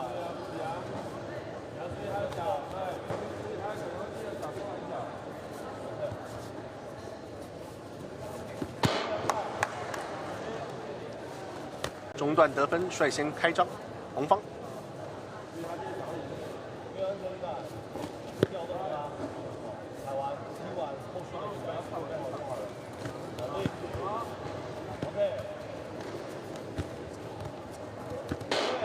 哦呦，中段打击，而且这一次对手还倒地哦。对，我想红方选手应该，刚刚也有在看这个青方选手廖家地他的动作，也相当知道他喜欢后脚旋踢，对，所以特别有去做这个注意，在对赛上也尝试去做压制哦。5比0。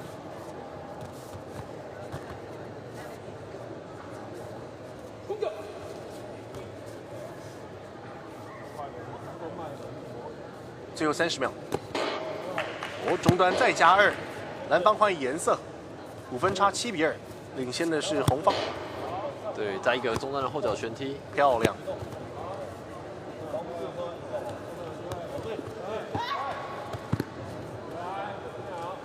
快节奏的攻防，一阵乱战。倒数读秒阶段，这一下倒地，1分再加是11比4，12比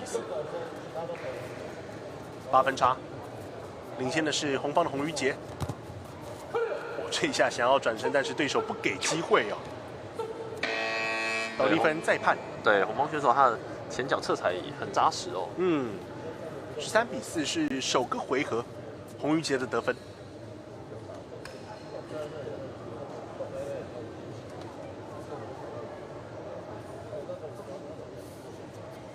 整体给对手在压迫上面足够，而且打击方面的话也是随着时间推进，来到首回中段往后段推也越加的扎实。对，其实这时候因为青方选手喜欢做后脚的旋踢，但是大多都很直接最容易被红方选手这个前脚的攻击，又一次的这个前脚侧踩。没错，红方。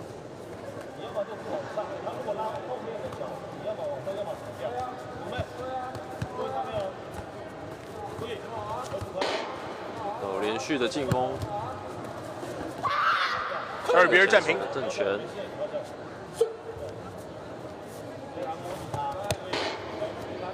青方选手又一个精深的中端旋踢。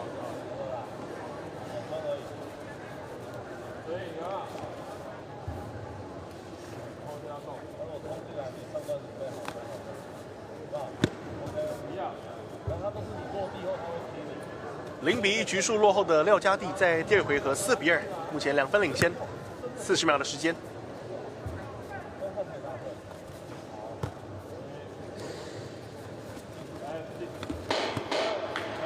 彼此连击，2脚都中。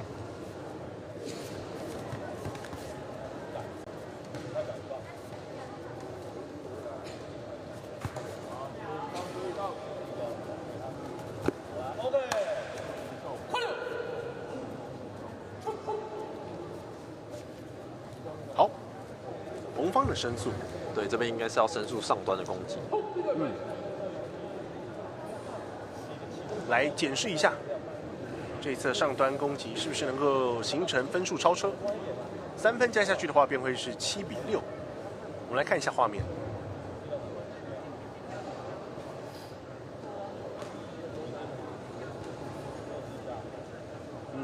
结果很快就出来了，双手比差，所以是挑战失败，分数维持不变。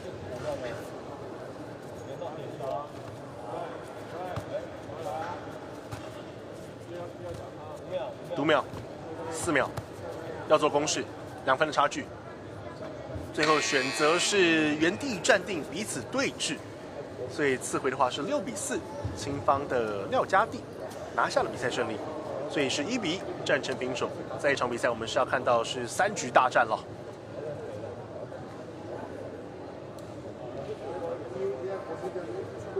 你可以看到这一回合，青方选手其实策略有一点改变哦，不是只有单一的后脚旋踢哦，对，是有机会的话，其实就是连近身去做连续的攻击。衔接性还有整体的连贯性是打得比第一回合来得更加的好。是。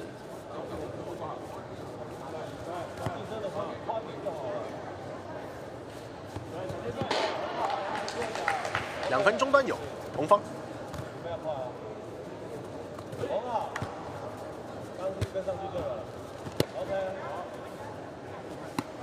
好，可以下也可以。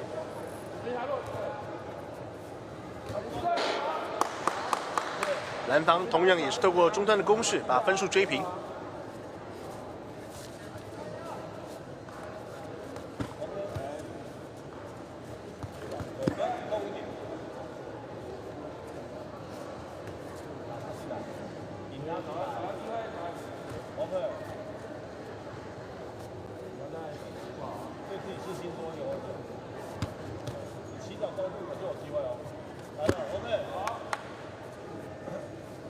其实双方应该都蛮清楚对方的动作模式是什么。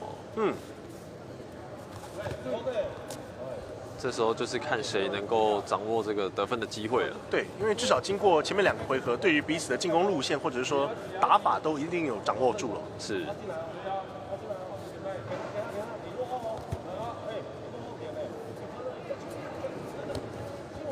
那优势是在青方这边。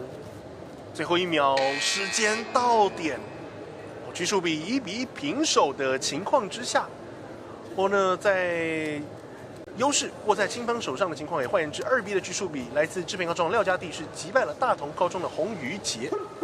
在这一场比赛是拿下了比赛的胜利哦。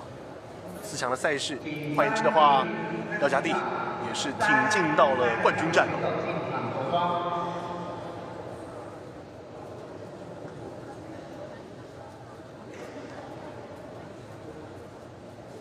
来到4强的赛事阶段了，我们就已经可以看到说，两边的选手技术水平都很好，而且同时除了较量彼此的扎实打击以及有效踢击之外很多时候在细节上的一些地方包含我们不管讲说是违规得分，或者是说在可能说掌握对手的进攻路线上面，都发挥了更好的这种打法，整体的打法会感觉更聪明。是。所以往往的一个关键的失误或是攻击的得分就会导致整个比赛的走向就完全不一样了。在今天跟各位观众报告，为您转播3月15号星期六是下半场的赛事，在下午为您1点开始转播的比赛是高中男子组跟高中女子组的赛事。高中男子的话，从54、58到63，3个量级，8强、4强到决赛。所有的话，高中女子46、49、53，8强、4强到决赛。会是今天为您送上全中锦的跆拳道锦标赛为您转播的赛事。为您转播的比赛主要是集中在13、14、15这3天。那当然的话，各位观众如果有兴趣或者是说要来现场支持的话，也欢迎是来到台南的市立新营体育馆来做观赛。明天3月16的话，还有是高中男子组跟高中女子组分别各5个量级，合计10个量级的赛事。这场比赛看到是高中男子组58公斤级的比赛，大理高中的吴昭伟对上是华侨高中的潘佑成。青方对红方是这场赛事为您送上的较量。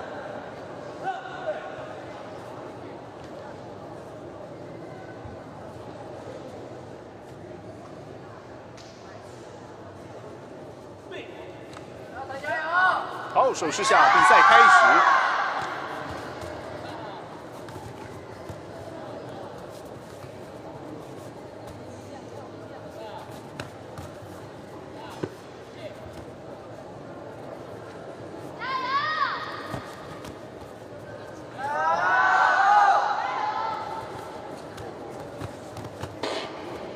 第一个有效打击出现了，蓝方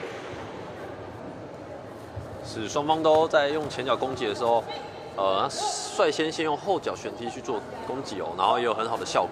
嗯。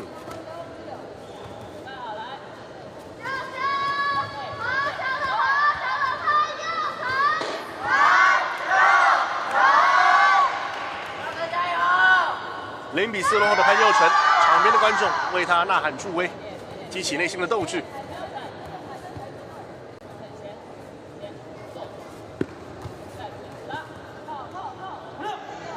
防御的相当不错，吴昭伟。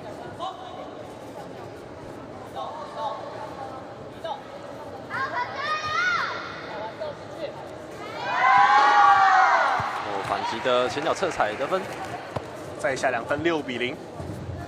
最后15秒，首个回合。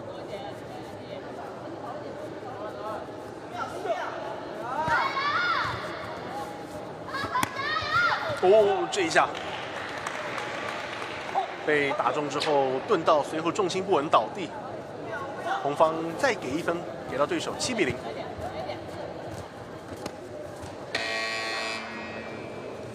首个回合7比0拿下局数胜利的是青芳大理高中的吴昭伟。我们来看一下，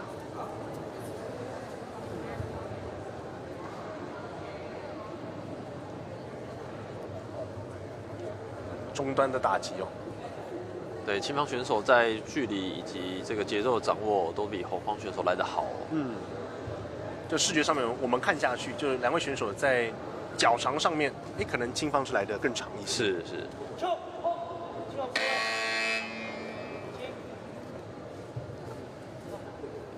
来到第2回合，落后方要做抢分，所以在对赛上要打出自身的狠劲，尝试把距离缩短，更多的晋升。又连续2个前脚的中端旋踢哦。对，包含一个近身的内挂。对，非常快哦。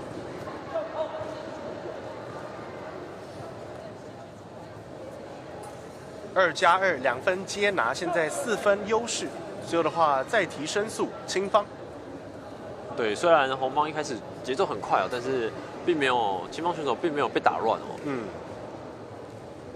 在前面的比赛我们有看到，就是也同样是男子组的赛事，节奏很快，但是打起来的话会相对有一些的混乱。是。对，但这场比赛的话，就像刚才教练有提到的，其中一方打得极且快，但是另外一方我们看到青方吴昭伟自己的这个态势跟节奏还是握在手上。对。因为其实很容易一方节奏快的时候，另外一方也会跟着一起被打乱，然后得分的效果就不是那么好。对，而你被打乱正好就是对手需要的。是。好，再申诉，结果是出来哦，3分，枪响加下去7比0，第2回合，这是一个非常有底气的开局，1分19秒。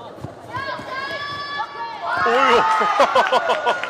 呦！哇，这一下上端的尝试，直接送对手一张机票，离开场内。对，这样很可惜哦，刚刚那个上端差一点点。对。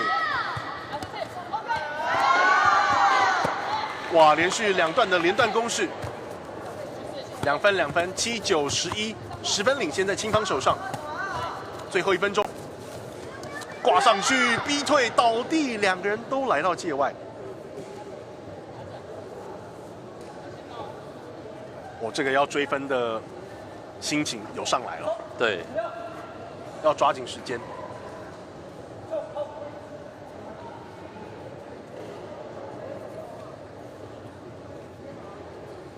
好，申诉受理，红方的申诉。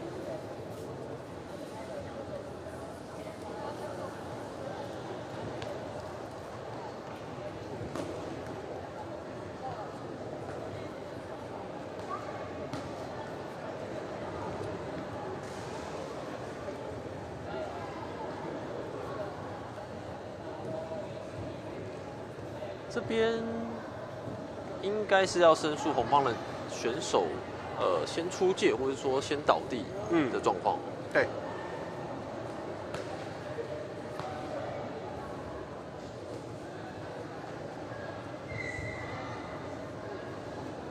虽然刚才2个人是缠抱在一起离开场内了，但是这如果我们细看的话，还是可以有先后之分的。如果有的话，对，因为规则上来说，如果双方是近身的接触后一起倒地的话，那其实两边都不给予任何犯规的判罚。对。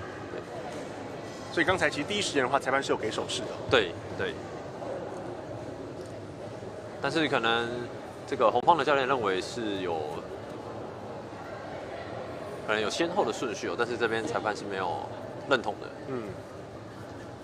但这分数就很危险了，因为11-110分差，一次的中端就可以直接结束。是。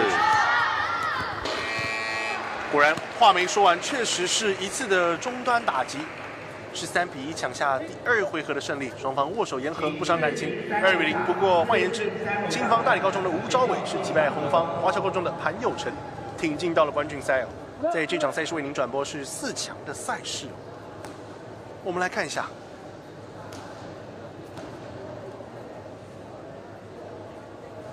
非常好的去把握自身较长的优势，把控距离哦。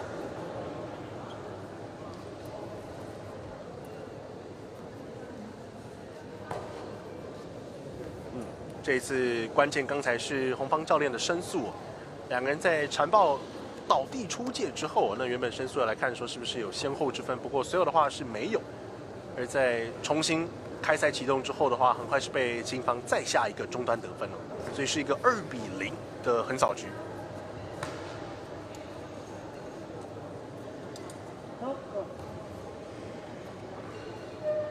好，下一组选手也很快来到场边 stand by 了。在今天4强赛，就是一场一场接着上场。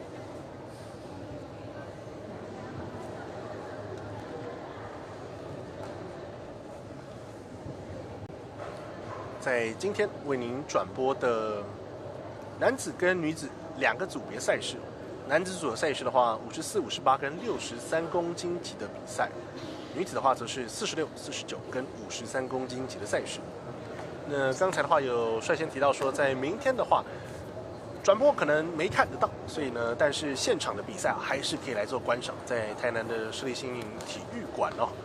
那在这一场赛事，我们是要看到是青方平镇高中的黄义轩对上是红方杨梅高中的王以安，63公斤级哦，会是今天在为您转播的赛事当中3个量级中最重的一个量级啊。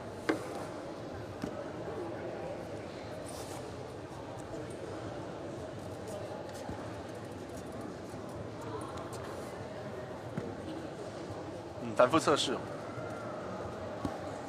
看一下整体的松紧度有没有问题。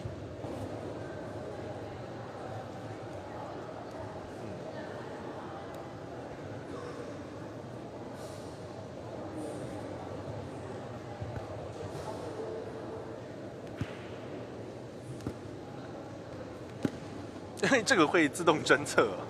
对，这可能就是要看它有没有连线的状况。哦。因为目前一直测试是没有感应到的哦。对。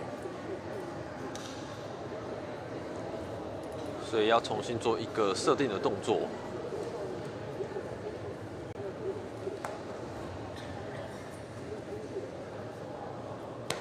好，再确认一下。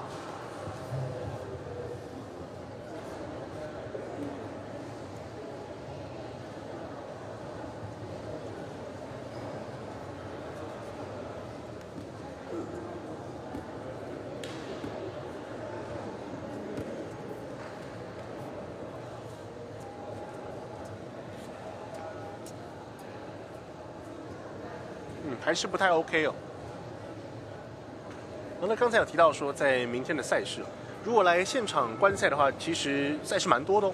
高中男女子2个组别的话，各有5个量级哦，而且重量级的赛事在明天都会登场。高中男子的话，从68、74、80、87到87以上；女子的话，从57、62、67、73到73以上。会是在明天为您，如果有来现场观赛的话，可以看到的赛事。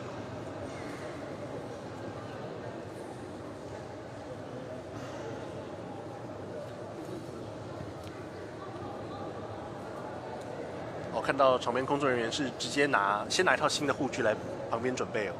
对。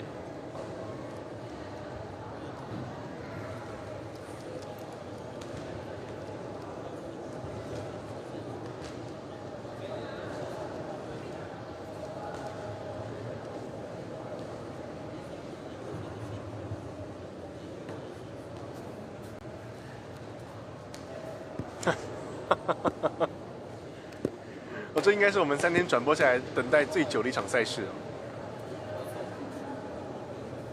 这个情况可能会是什么原因导致？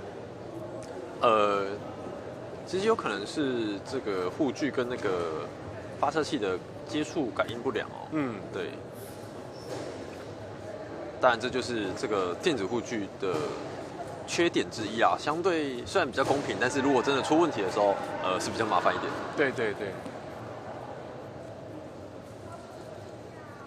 因为有时候这个电子这种东西时好时坏啊，也不能确保说它是非常的稳定的。对，所以就如果常出问题的话，就场边要摆一包绿色的乖乖啊，对对，来确保说一切的这个电子仪器能够正常运作。因为我们不光是看到电子护具了，就说电子护具的话，我们看到后方的计分板、裁判这边的这些计分操作，其实都是透过电子化来去做进行。对。然后稍待了一会哦，等了几分钟的时间，护具上的话，最后是选择直接换一套啊。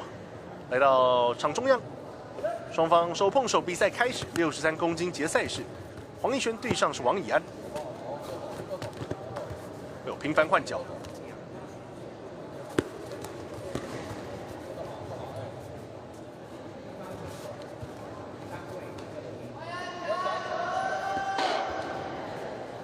这是青方的一个前脚侧踩得分。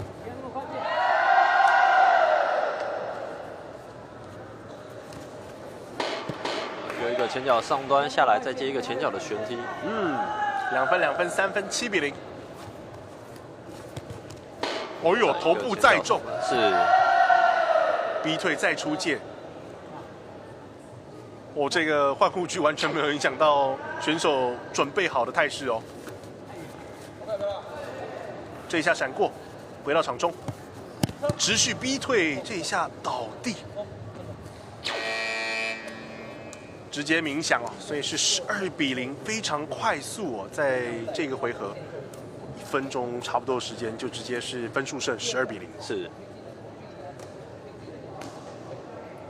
对，其实因为平镇高中选手的特点就是前脚的动作很好，而且非常有力哦。那在这一场比赛就可以很明显的看到。对。连续2个侧边的画面，我们可以看得到，在左脚的这个前脚威胁性上面给的相当的好。对。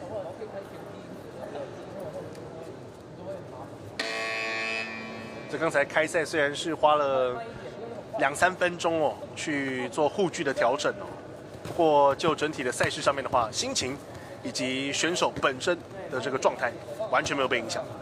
王义轩，终端有2分。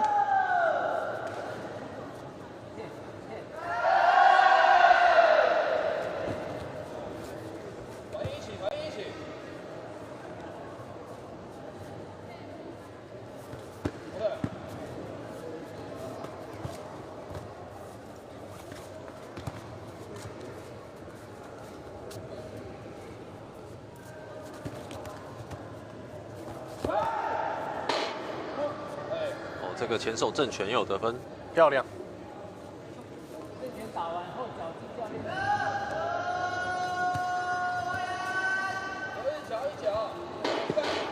哦呦，连续攻击，8分领先，一个上端再接一个中端。哦，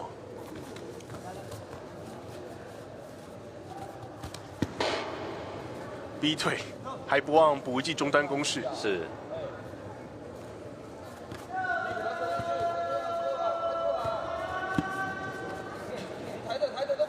有踢有中，没有分，逼到边缘位置出界，所以1分要给到青方的黄义轩。只有1分的差距了。这一下正拳也可以12比0。是，但是不用，是一个上端的攻势，14比0是抢下了第2局，12比0，14比0，连续2局打出了相当强势的表现，无碍于在他赛前纵使碰上护具问题，但是赛中发挥相当出色。我们来看一下，必须说，左脚的这个前脚优势，中端上端的频繁打击，真的是让对手在这场赛事当中非常窒息哦。对。不过也要说，就是说，赛事本身就是有输有赢。其实输了，我觉得一点关系都没有。是。经验的成长累积，而且最终其实于每位选手来讲，就是真正要迈向就是成功的道路上，输比赛这一定是家常便饭。对。其实最重要的是要了解自己这场比赛的内容，然后输的原因是什么。这时候才能够去检讨，然后并在之后做改进。对，这个就好比球类运动嘛，就是说赢球的话，那当然赢球是非常开心的嘛。但是输球的话，那你可能大比分落后。那大比分落后的情况之下，在赛事当中，我们也可以去按照大比分落后的情况做出不一样的调整嘛。对。换可能说新血球员的上场，然后战术上面去做一些搭配，尝试不一样的打法跟战术。是。对，我们最怕的是选手在场上，脑袋一片空白哦。对，他不知道在场上做了什么。对，打比赛这个不只是身体打，脑同步思考。是，没错。尤其我们这个竞技类的项目，而且非常讲究，因为其实1分半的时间每一个回合，那其实于得分上面来讲，今天激烈的情况之下，好比刚才这场比赛，对于选手来讲都是争分夺秒。是。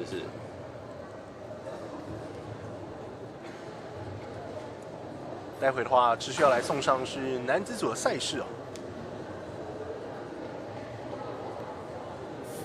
好，2位选手来到场中央，看到这场比赛，同样还是有平镇的选手上场哦。黄友义青方来对上是红方大理的邦哲颖，在这场高中男子组54公斤级的赛事要来做一个较量。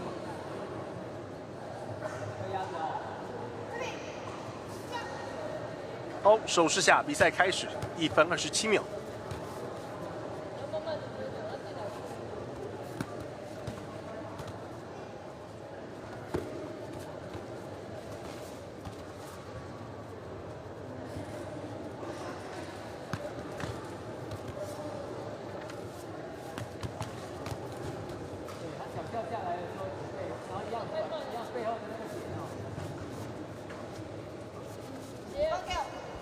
要进攻哦。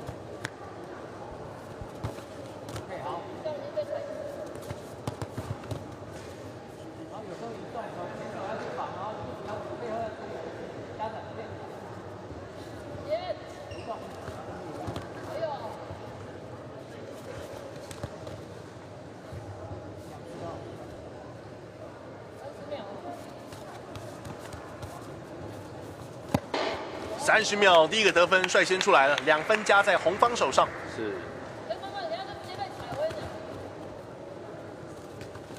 因为青方选手他的前脚动作其实比较快的。对。如果红方选手一直没有主动攻击的话，其实是比较危险的。确实。率先抢分，替自己建立基础，随后再来2分。是。所以红方选手主动来说，对他来说是比较好的。先发制人。哎呦，这一下青方倒地。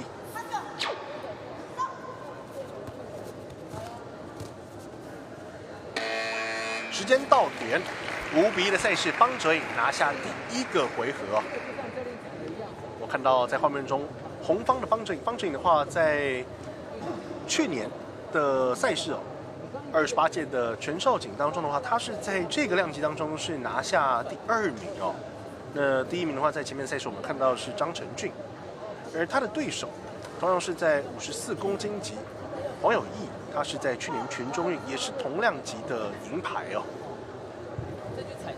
2位选手都是榜上有名，双方上场继续进行第2回合的较量。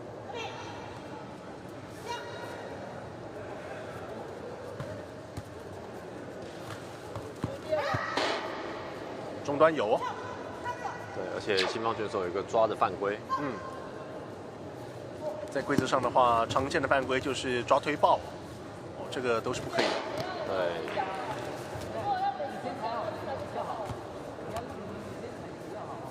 青方选手侧踩非常的快哦。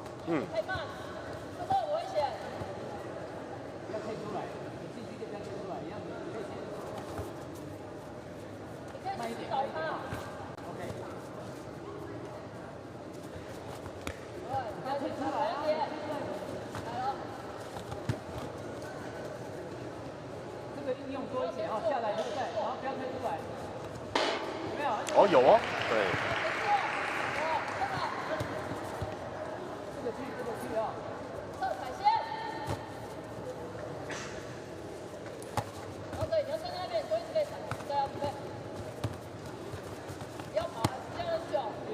中单攻势没有。赢前再出拳，也是没有分数进账。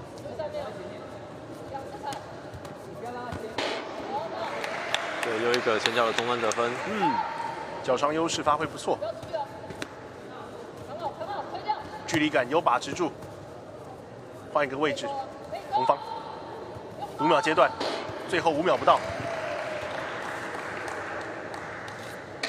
刚才后脚的尝试，最后比数9比2，第2回合方哲颖连续2个回合成功收下，换言之的话是2比0的横扫局，拿下了这一场赛事的胜利哦。我们来看一下。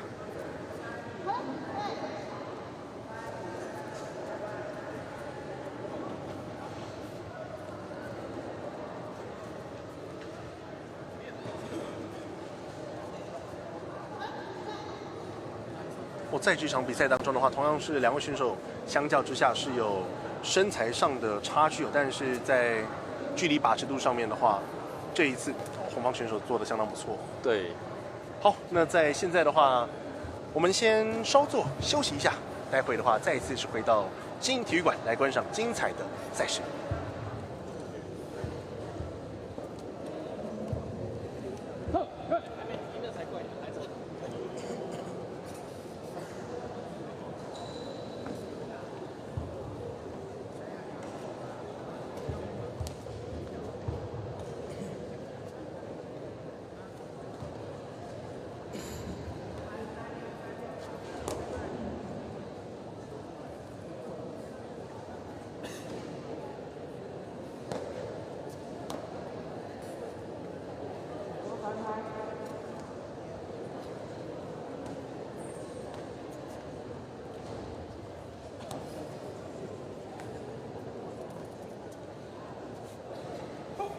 欢迎您再一次回到是新营体育馆，稍作休息，休息得很快，再一次是回到了赛事现场。这场比赛看到的是男子组别的赛事，青方的新丰高中王业博成对上是红方湖口高中的谢宣浩，在这场高中男子组的赛事要来做个较量。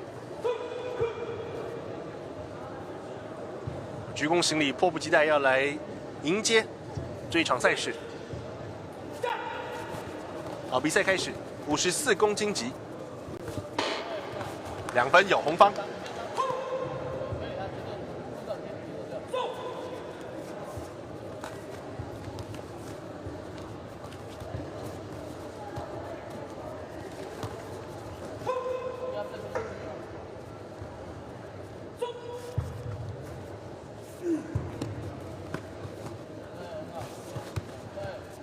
哎呦，这一下下裆的位置被踢中了。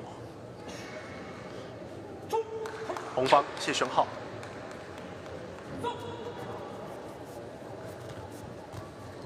倒地再起没有问题哦。真男人3比0，红方谢宣浩。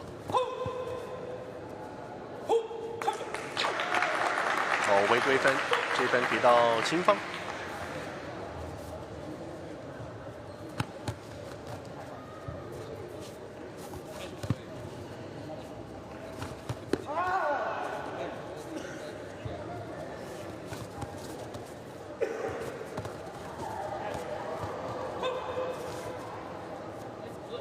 尝试上端的攻击，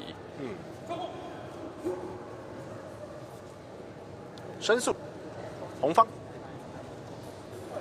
对，刚刚看脚是有在，头是有碰到护头的，但是规则是要脚踝以下的部分接触到才算。我们来看一下，要脚踝以下的话，刚才这个画面看起来应该算是清楚的。不过我们还是等待裁判这边透过画面的重播来去慢动作检视，得出结果。对，因为他脚是有停留在他的肩膀上的，所以就要看从头到尾他的脚踝以下部分有没有碰到。对，裁判是认为有的。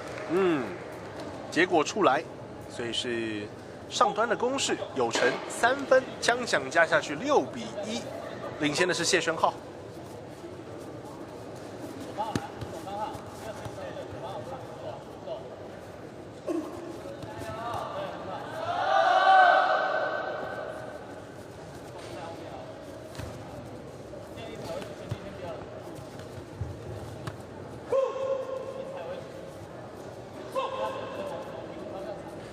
最后15秒。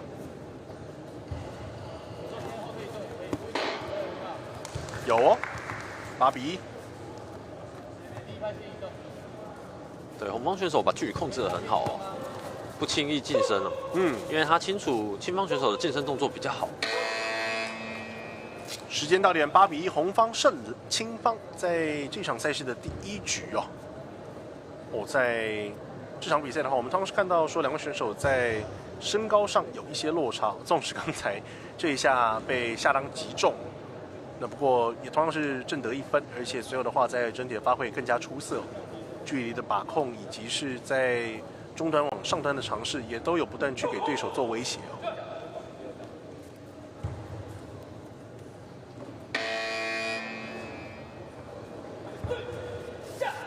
好，双方回来，比赛开始。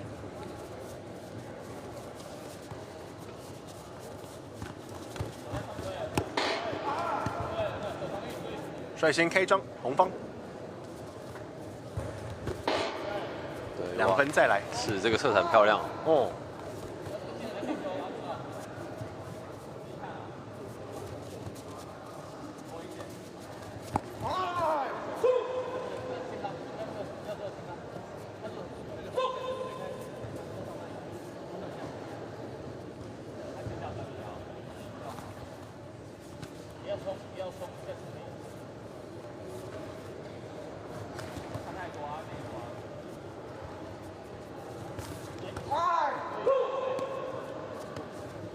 好，分开再来。前半段时间已过，后半段推进。40秒的时间，4分领先。近身分开再打。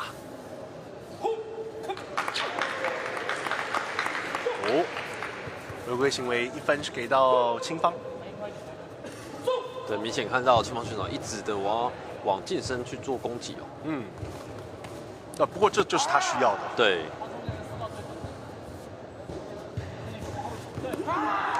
这一个正拳。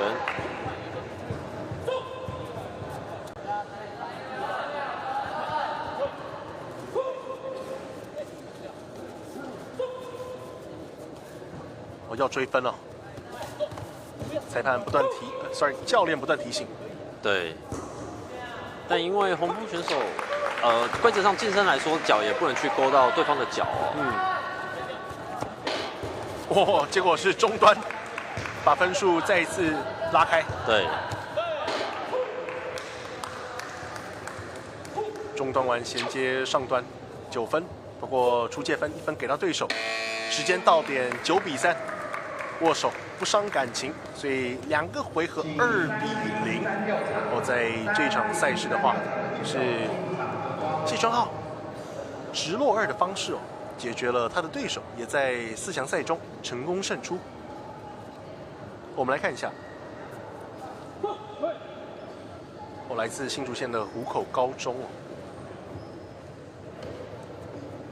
第一个回合有些插曲，不过总体来讲的话，对赛上并无大碍。来到第2个回合，5秒阶段的话，还是有效把分差给拉开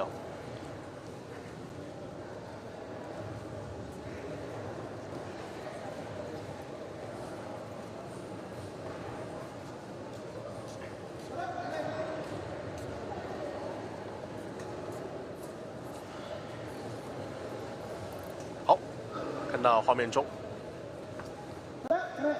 裁判再次回到场上 ，stand by， 准备迎接下一场的赛事。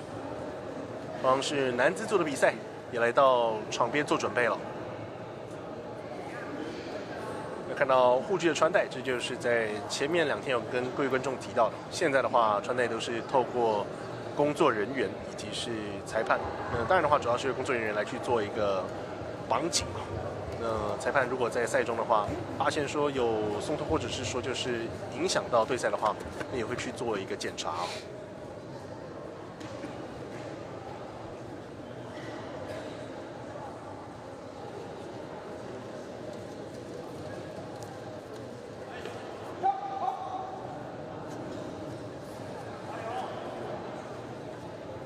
这蛮特别的，就说在昨天我们看品社赛事，就可能看不管说是男女子选手都会俊男美女但来到对打赛事，同样也都是帅哥美女，只是说眼神中又多了那一分杀气。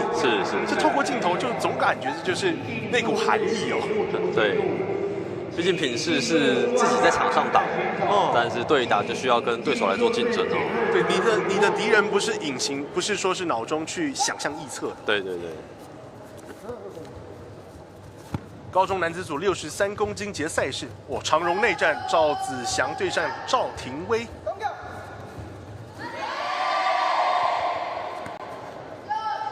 这一下转身，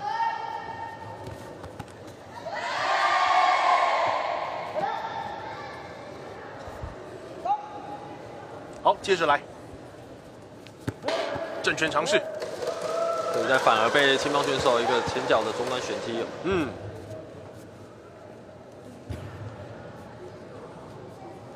如同刚才所说，所以就是松脱情形的话，就裁判会在场上确保骑士被绑紧，没有问题的。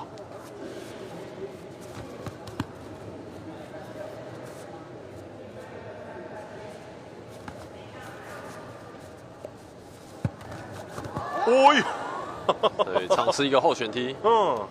高难度动作。不过尝试不成，所以分数要给对手1分的倒地分。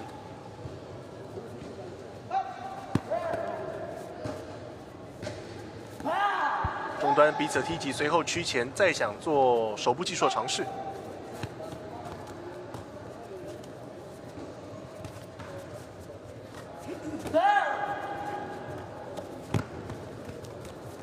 20秒，有分。是反击的前脚侧踩。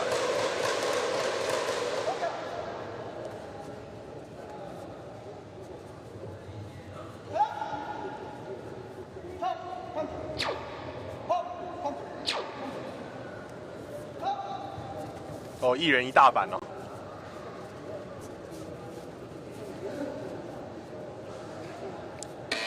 最后两边没有额外的进攻动作，所以首个回合就是6比1，赵子祥拿下首局的胜利哦。这场是内战，长荣中学的对战。教练可以来分享一下，就是在这几天我们播下来，内战还是比较少对，来到说4强的阶段，就可能回想在自己做选手比赛上面的话，心情是怎么样？因为同一个学校嘛，我想平常也是一起练习的哦。对对对，相对来说更加的熟悉哦。更加的熟悉，但是这怎么讲起来，就是说这个情境其实也是，就是说我们讲说蛮有趣的吧。最熟悉的枕边人，但同时又是场上最需要战胜的对手。对，平常是队友，互相激励鼓励的哦，但是在场上就是对手。对。逼到边缘，两边都是做中端的尝试。这一下青方来到了场外，1分给下去，红方3比2领先。赵廷威，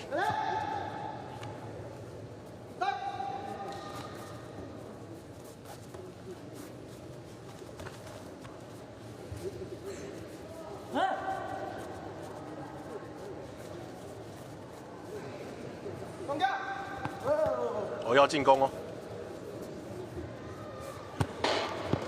靠前出脚有，中段的攻势赢前，再给正拳，正拳没分，不过分数领先5比2。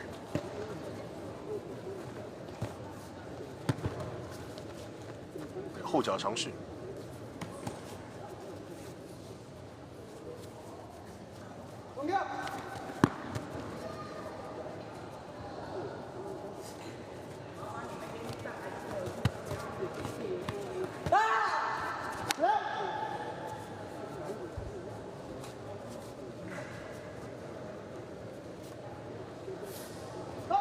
好，回到原点，重新开始。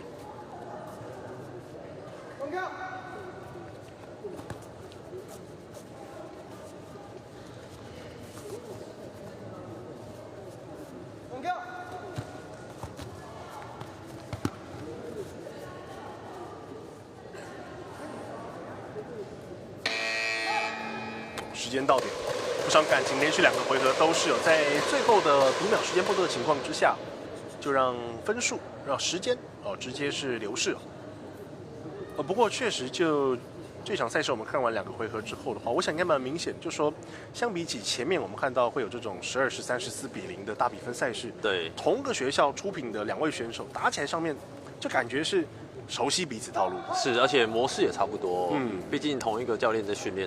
对，所以在这场赛事的话，其实分数上面虽然有落差，但是其实紧，而且两边在对赛上面的话，并不是说那种一个间隙就突然爆量得分。是。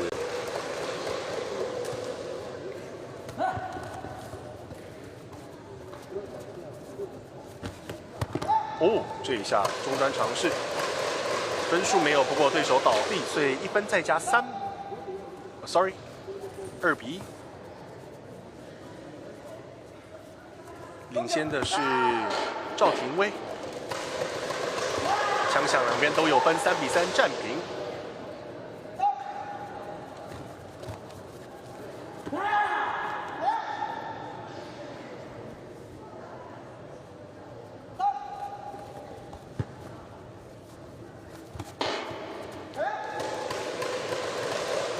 前方一个前脚的中端得分。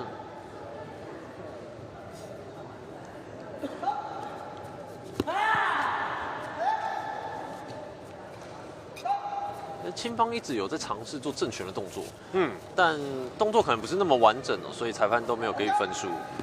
对，其实打得蛮频繁的。对。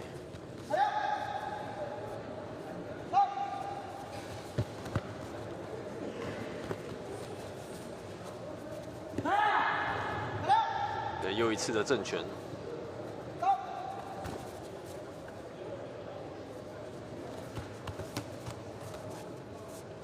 第3局决胜局，倒数阶段，最后20秒。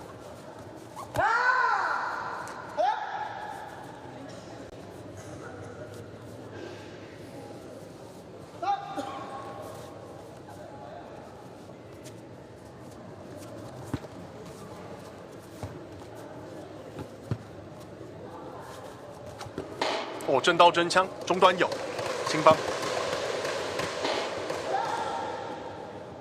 连段的攻击尝试，不过现在分数的话是被对手确实拉开了，纵使加上这1分的对手出界分，还是9比4，是由赵子祥2比1拿下了自家的队友赵廷威。哦，在这场高中男子组63公斤级的较量4强的赛事，赵子祥成为胜方，要来前进冠军战。看到刚才的赛事画面。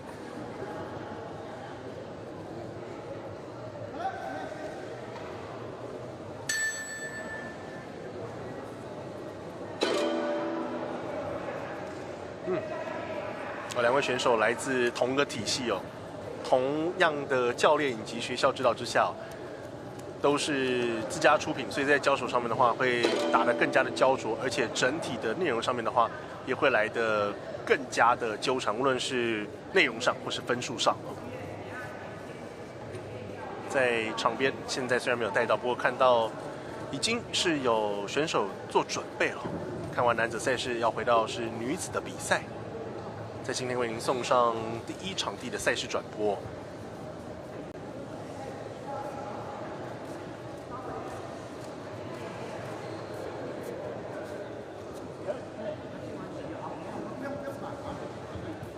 看到选手们都把外套穿上了。其实这几天的话，因为台湾的天气是变化比较大了，那北部的话，中北部是下大雨。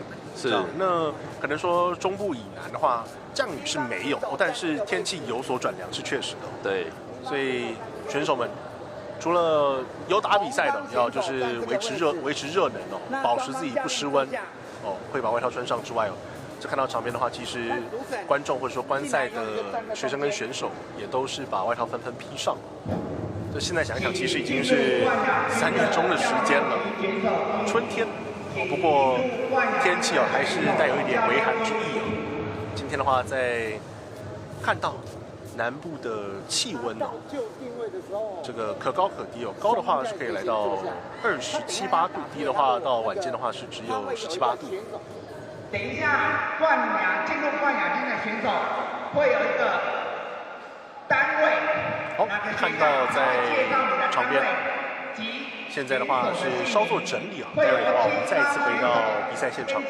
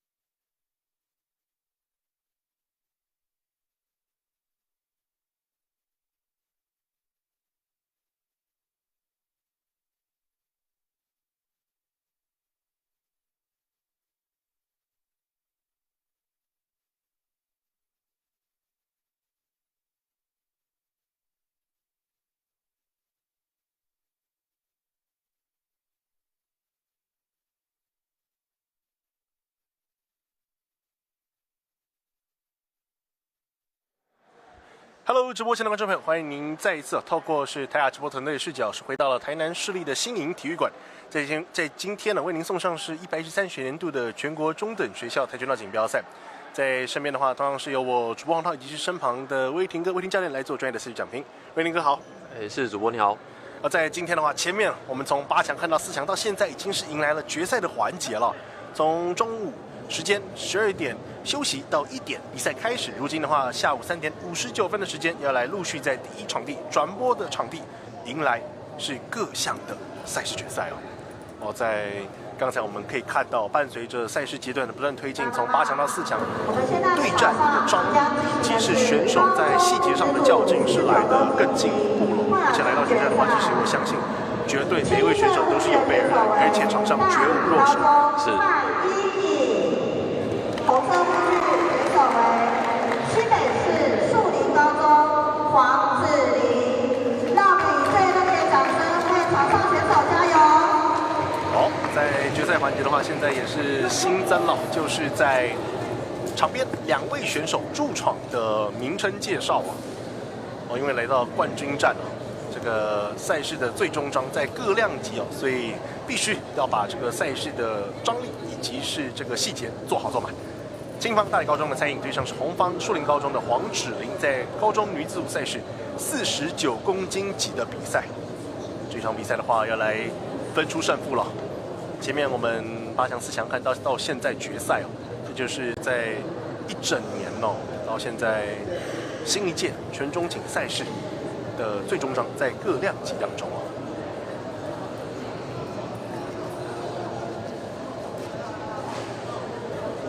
看到在画面中的蔡依啊，来自大理高中，他在上一届的全中运是在这个量级46公斤级中哦，他是拿下第7的位置。场边的话，观众人就不少，纵使今天来到实际赛事的第4天哦，人数一定是相对减少，因为前面的赛事是陆续完毕。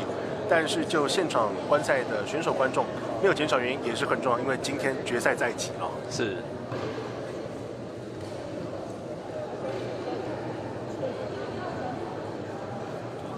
在场边我们可以看到座位席上一排的行李箱，这很有趣，因为其实在第1天转播刚到台南新体育馆的时候，就是赛前我突然得知说，就是附近的这个住宿是全部额满。对，这让我很讶异。结果一到赛事场地哦，我才突然发现这一切都合理了。原本在路上接到通知，想说，怎么会突然额满？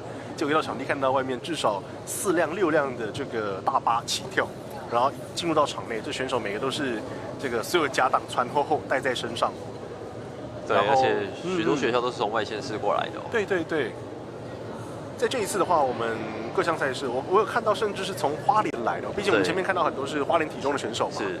花莲从东台湾到南台湾，其实距离也蛮长的。对。那当然，不管说是我们走长走短，但就算是从下面往上绕，其实也蛮远。也蛮远的。嗯。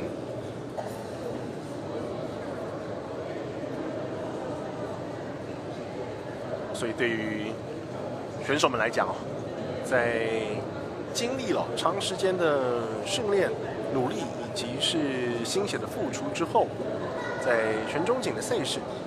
各量级的话，陆续在当天是当天比，要分出胜负。那当然的话，来到全中锦结束之后，为期1个月左右的备赛期间呢，就要来准备迎接到今年的全中运。全中运的话，是同样在台南的信义体育馆举办跆拳道项目。所以其实对于选手来讲的话，提早到场地做热身、适应并且熟悉整体的赛事以及是场馆氛围哦，对于选手来讲的话，全中锦都起到了非常好的作用。而在近年，我们知道说全运会是回到了台南哦，那现在的话，全中运也是再一次登陆到了台南这一座古都哦。所以在近期的话，如果观众朋友有在是观看，或者是说就是在了解全中运的赛事进度的话，其实最近各个项目的赛事抽签结果跟就是场地赛程以及是安排啊，都是陆续出来了。所以也非常欢迎各位观众透过不管说现在我们的镜头来去收看这些优秀的年轻选手在场上拼搏，又或者是说来到现场支持，乃至于说到1个月之后的全中运，再到现场或是透过直播的方式来去观看我们这些国家的年轻选手们不断的去做成绩上的争取，以及是经验上的累积是，因为我觉得一步一脚印这句话我们常听，但是其实说得很好，这都是经验以及生命、生活，还有说赛事的累积比赛开始，高中女子组49公斤级赛事这一场冠军战，要来决定谁是胜方，谁是败方。纵使胜负有差不多的话，也都是金银牌。1分10秒的时间。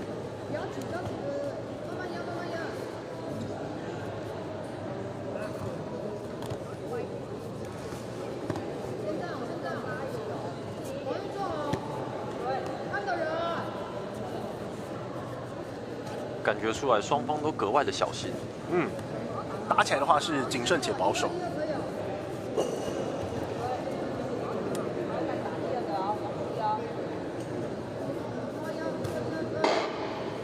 第一个有效得分，红方中端2分。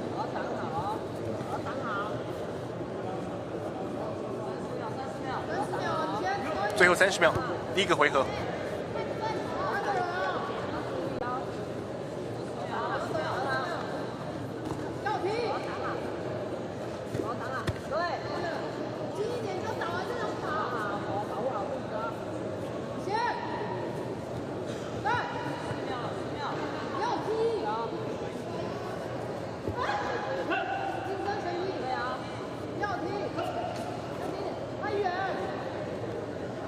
倒数读秒阶段，有没有办法尝试至少把分数扳平？没有，2比0。在第一个回合是红方树林高中的黄芷玲抢下首局。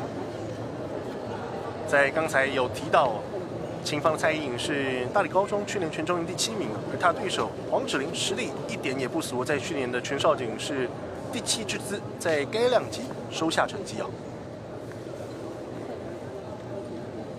2位选手在第一回合的开局算是低比分对，相对保守一点。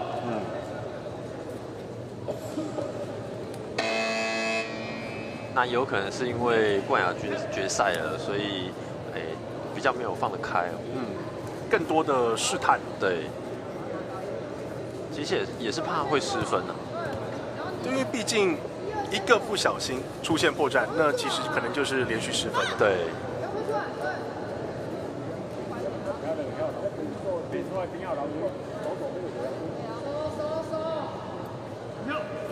要进攻，裁判示意。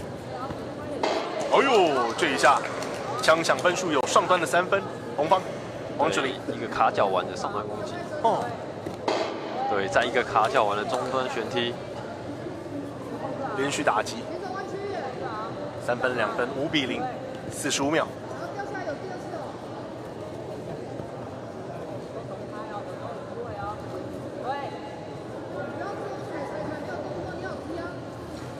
青方选手要想办法突破了。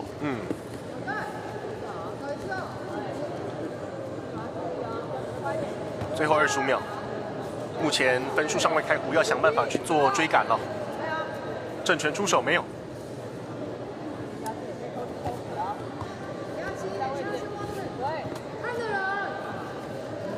倒数10秒。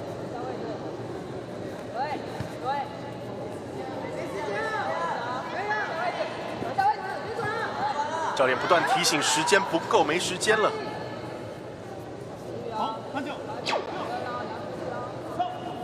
违规分1分，给到青方，但是这也不够了。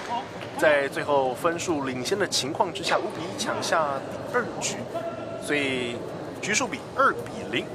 红方树林高中的黄芷玲是击败了青方大理高中的蔡依颖，拿下了这场比赛胜利，以及在这个量级的第1名冠军。这场赛事其实第1、2局除了第1局彼此试探，然后适应对手节奏出来，来到第2局赛事打起来的话，确实也是相对保守。对。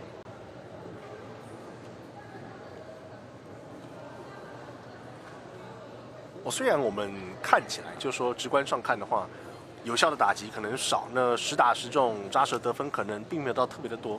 但是其实这个赛事特性也就是这样，就是说彼此都在去试探预判，看能不能够找到对手的破绽。是，所以其实我们看他就算没有得分的情况之下，也都是彼此在脑力上的攻防。因为在刚才我们赛前有提到，就是说跆拳道不只是拳脚的施展，同时也是脑力面的这个较量。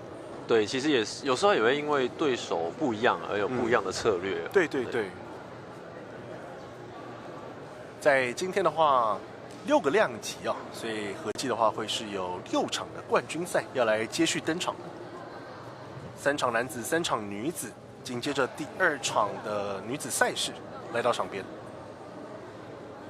同样是选手介绍出场的环节啊，我们来看一下。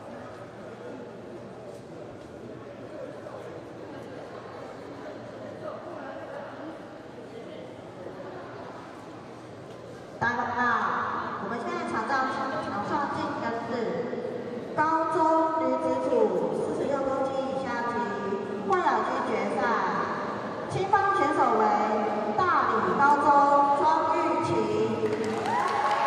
红色选手为花莲体育高中林子亮。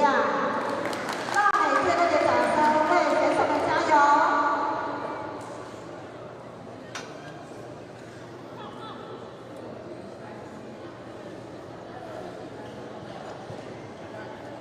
好，场边介绍完毕。这场比赛看到是高中女子组46公斤级赛事，大理高中的庄玉琴对上是花莲体中的林子亮，青方对红方。在刚才上场赛事，我们看到餐饮对上是黄志玲的比赛是46-49哦。如果细部去看这场比赛的话，则是46往下。第2场为您送上的冠军战赛事，双方行礼比赛即将开始。在今天下午4点10分的时间，第2场女子的冠军战要来接续登场。好，手势下，比赛开始。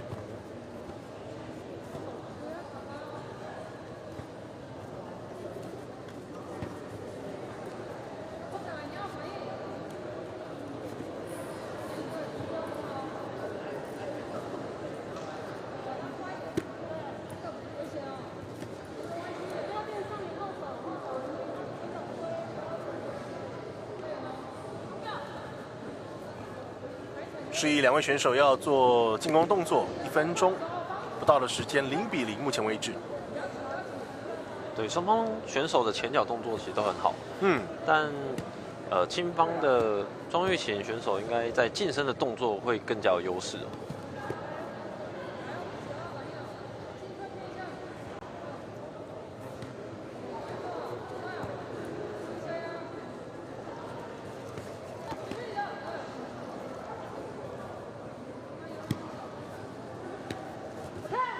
0比0的开局，截至目前仍旧没有改变。最后20秒。对，在点数来说是青方选手比较多的。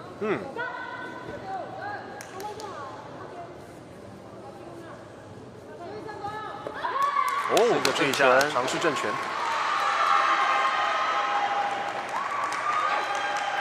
回归分1分，所以给到青方对手。而且青方刚刚有一个近身的内挂得分，非常关键哦。对，4比1是第1局拿下胜利的要求。看到刚才大理高中的庄玉琴，正拳完最后是挂上去。对，他是先被打正拳哦，后面补一个内挂回来。因为在进攻的时候，就是我们动作会变得大，所以整个人给对手打击的范围也会变得更广。对，所以与此同时，就会我们特别强调讲说，在进攻上不能够停歇，要随时准备好下一脚跟下一手的目的就在于说，不管今天对方得分与否或是打中与否，我都还有后手。是，非常正确哦。尤其很多选手在正拳打完之后就会自己停下来。对。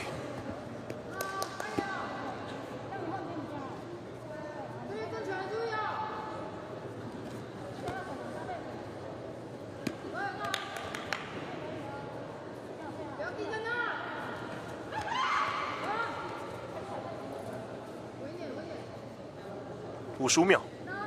一局在握，进罚2局，青方的庄玉琴，来自大理高中。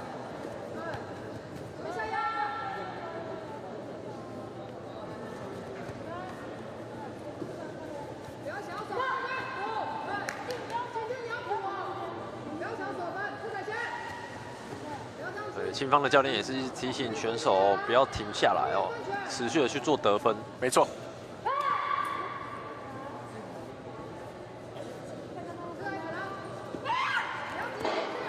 哦，正拳完又接一个近身的后脚旋踢。哦，4-0。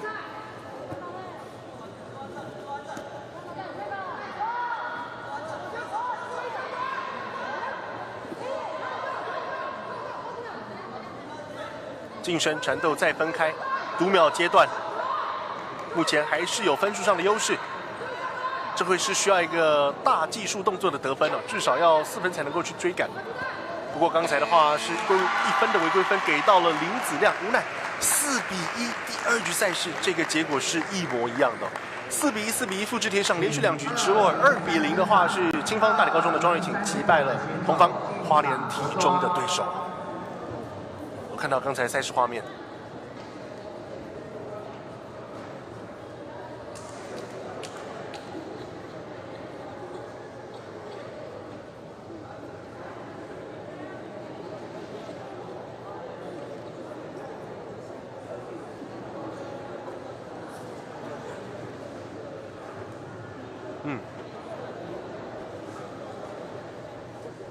好，回到赛事现场，裁判就位，下一组的比赛也要即将开始。我在刚才的话已经是陆续看完2组的女子组赛事了，换言之的话，到目前为止的话是剩下最后1组女子组赛事。那男子组的话，在冠军战是尚未开打，所以3场的比赛到目前为止的话是还未登场，而在稍后会来陆续送上。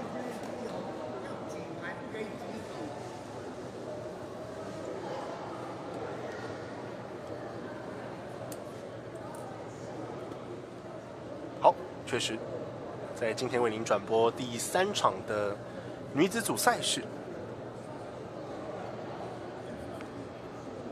同样是冠亚军的对战。要来决定说今天的金牌、银牌奖落谁家啊？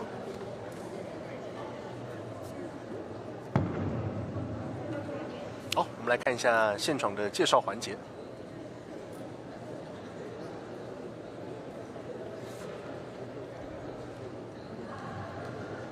大家好，我们现在场上进行的是高中女子组公斤级冠亚军决赛。青色护具为台北市立华嘉高级中学周美姿，红色护具为赤皮高中廖嘉丽。让我们以热烈的掌声为2位选手加油！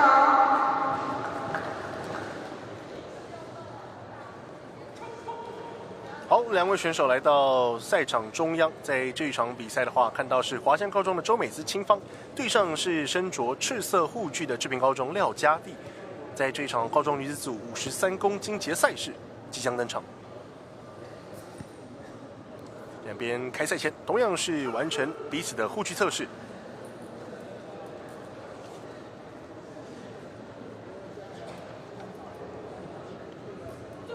2位选手在前面都有看过他们登场，而且都是在转播场。尤其周美姿在刚才拿下惊险的胜利晋级哦，同时的话，整体心情啊非常的愉悦，而且也都呈现在肢体语言上。来到冠军战的话，势必是剑指金牌。哦呦，确实这个气势不错，不断的去做逼退哦，对手出界。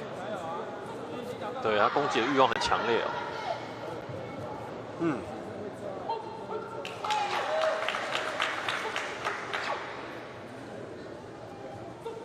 双方都有犯规。对。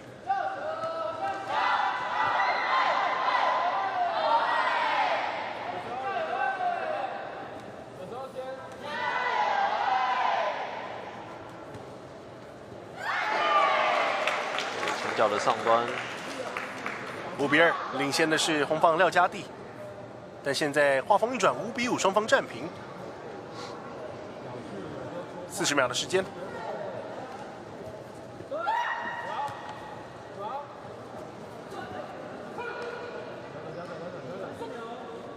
好，分开再打。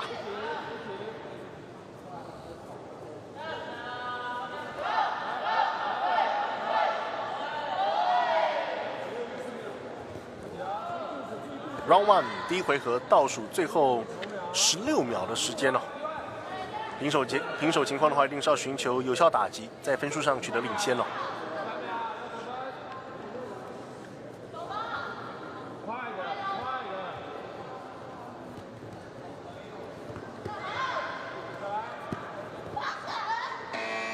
时间到点，最后缠抱在一起哦，那这个就要去比较得点了。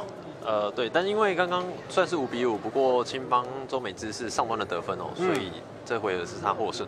没错。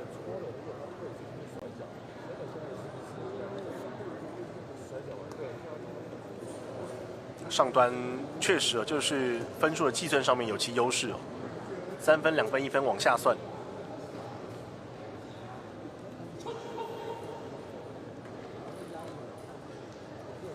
好，再一次回到赛场中央，第2回合的比赛开始。2分先拿，开张的是志平高中。不过随后的话，2分华裔颜色一阵乱战，现在的话是来到了5比2，领先的是青方的周美姿。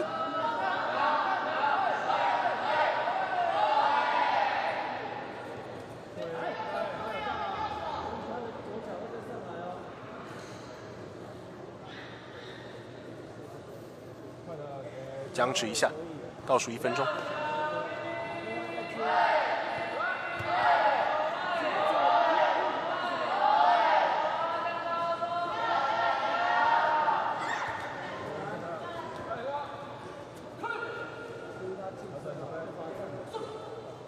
一半时间过去，3分领先在青方手上。周美姿，去年全少锦的该量级第5名。对上廖家地，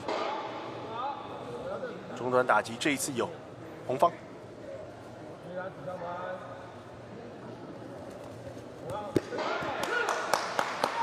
但这里红方一个反击前脚全力得分。对，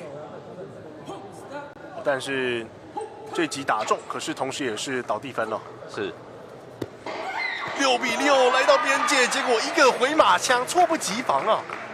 周美姿再一次取得领先，9比8。10比8再加，因为刚才出界了。对。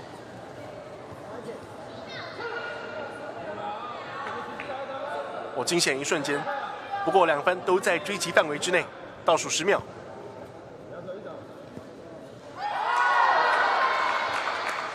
我的反击的前脚上端很精彩啊！哦，申诉来自青方。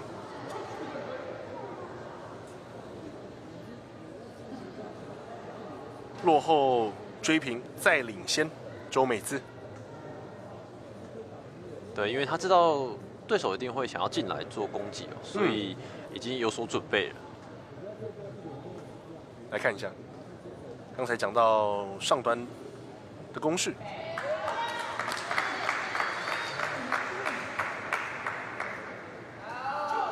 哦，听到掌声就知道了，3分枪响加下去是3比8，5分的优势，一局在握。第2局现在眼看到手，倒数时间最后1秒不到，时间到点是3比8，5分差拿下了第2局。所以2比0的话，在这场比赛，周美姿是击败了廖家地，青方胜红方。我可能看到他在前面4强8强的赛事哦，特别的兴奋，但是来到决赛哦。赢了，刚才也有对镜头微笑一下，但是整体的感觉会是压力的释放跟精神上得以放松。是。我看到刚才赛事画面，对，虽然红方选手廖家地选手落败哦，不过他在这场表现也很不错。尤其在第2回合。对，虽然对方都是一直主动积极的进攻，但是他也是能够在反击当中找到得分的空档。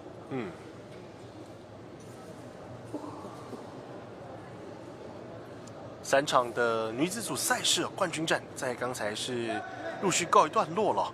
刚才看到的是周美姿2比0击败了她的对手廖家地，拿下了这个量级的冠军。而最后的话，就是3场男子组的赛事要来做较量了。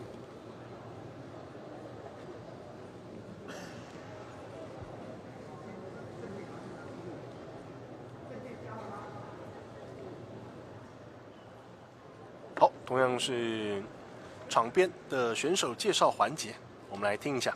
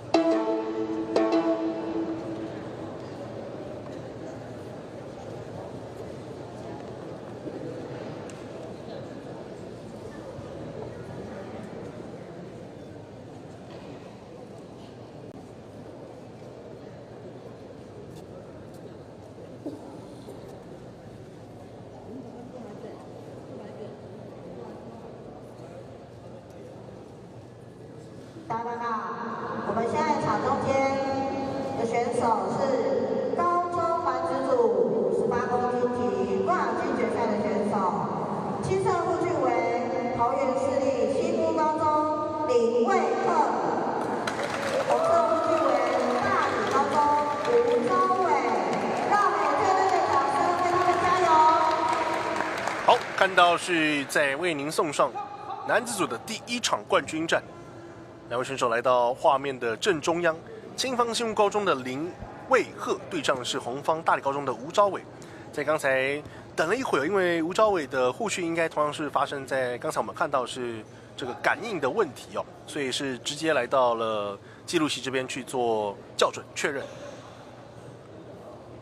碰个拳，手势下，比赛开始，第1个回合。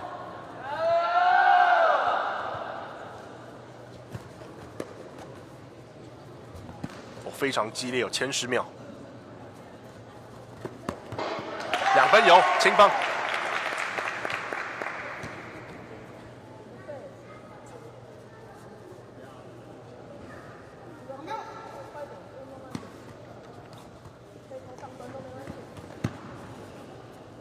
红方的选手一直在尝试做前脚的得分哦。因为他在身材上有比较好的优势。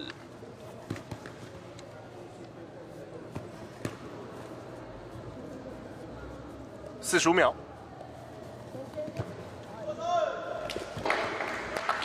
哦，2分有，不过还是青方得分，林卫赫。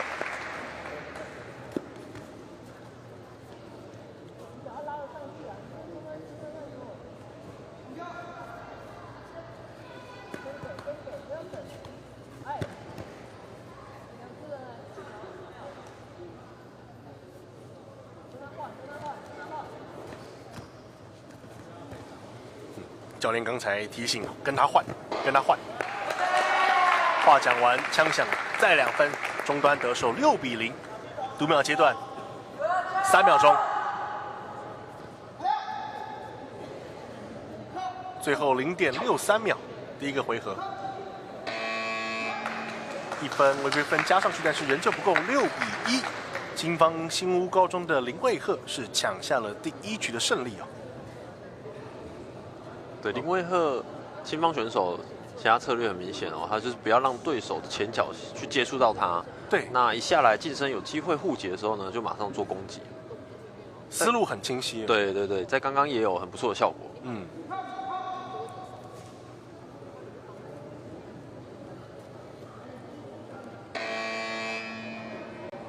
抢下首局，进发次局。那当然难题的话，就是丢到了目前0-1落后的吴昭伟身上。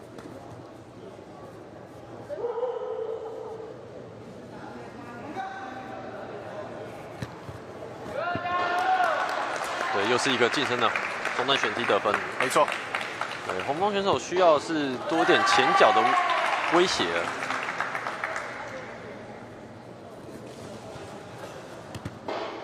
2分再中，6-0。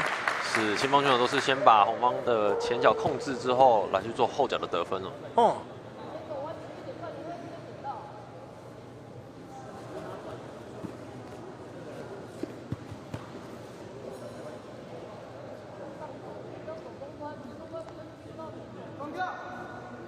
要进攻。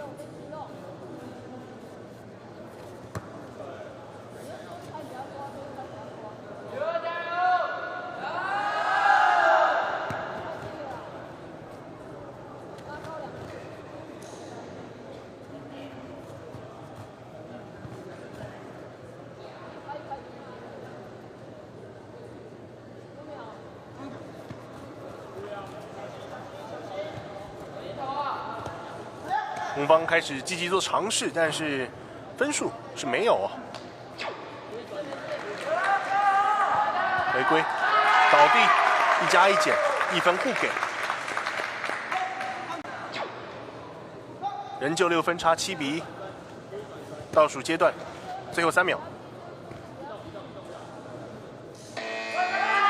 时间到点，7-1抢下第2局胜利。2-0，青方的林卫赫来自新屋高中，振臂高呼，观众为他加油，是击败了红方大理高中的吴昭伟，拿下了这场赛事以及这个量级58公斤级的男子冠军。我恭喜他哦！请403机场403机场的选手进场着装。很有自信哦，而且整体的打法上面，我觉得直观看都认为是蛮清晰的。对，这个出脚蛮果断的。而且对方但凡就是来到近距离的时候做攻击，他一定会就是衔接上去。对，他出脚就是比对方快的。哦。胜利之姿比了出来，今天可以睡个好觉了。冠军到手，奖牌入袋。在刚才为您转播第一场的男子赛事没有错。那在这场冠军战的话，是由林卫赫拿下了胜利啊。而在随后还有2场，4036、4047的场次编号，分别会是要来登场的是随后还有2场的赛事是男子组的赛事。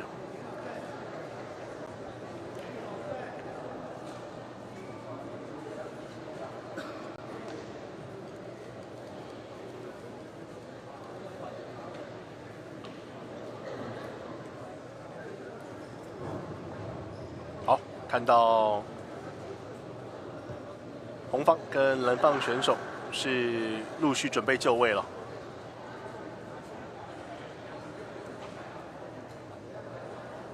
好，来到场地旁边，同样是选手介绍的环节，我们来听一下现场的声音。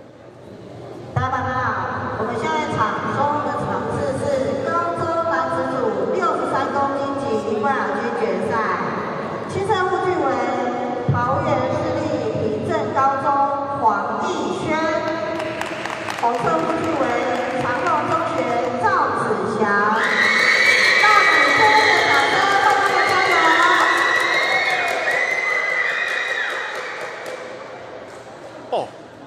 子祥自带加油团哦。看到这场比赛的话，红方的赵子祥是来自长荣中学，对上是青方来自平镇高中的黄义轩哦。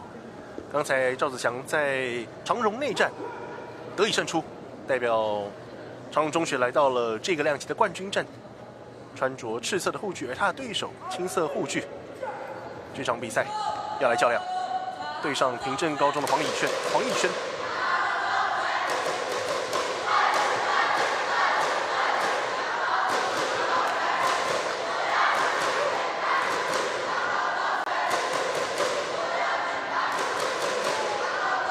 双方都很积极在做攻击。哦呦，这一下沉退同时没站稳，倒地，最后形成出界。护镜调整一下。接着来，1分先取是青方黄义轩。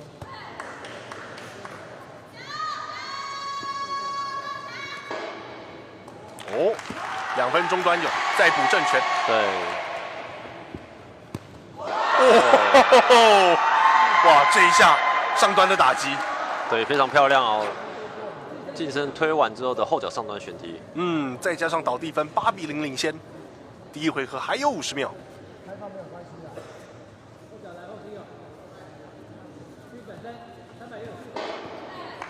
对，在一个侧踩的得分，2分之差 ，Kogan 10比0。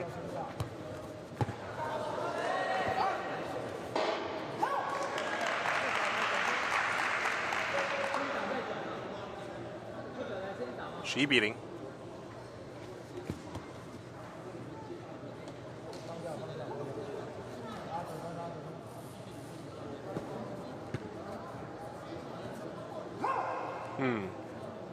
最后这一下的话，来到边界位置，最后是形成出界，12比0。在第一个回合，平镇高中的黄义轩是直接收下了。我刚才来看一下连段的攻势，远程威慑、近身打击都表现得相当出色。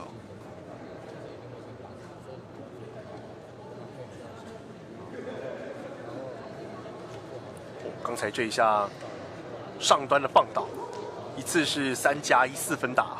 对，这个护级的上端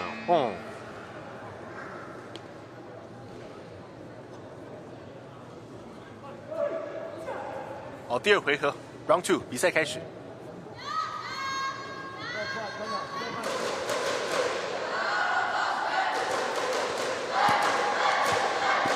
护级倒地，但是红方拿下中端，但是也要付出1分的违规分代价。这个气势就对了，要追分就必须拿出这个狠劲。两边持续纠缠，来到界外，红方的选手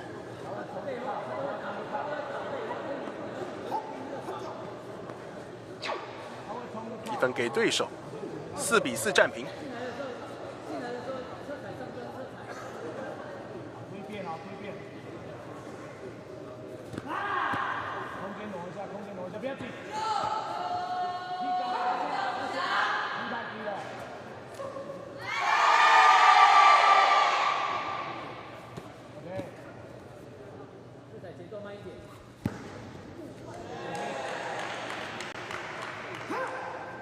其实青方选手的前脚变化蛮多元。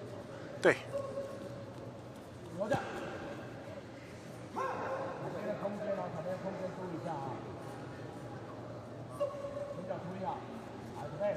好，接着打，40秒。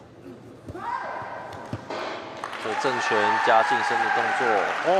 1+2，7比4，再来2分。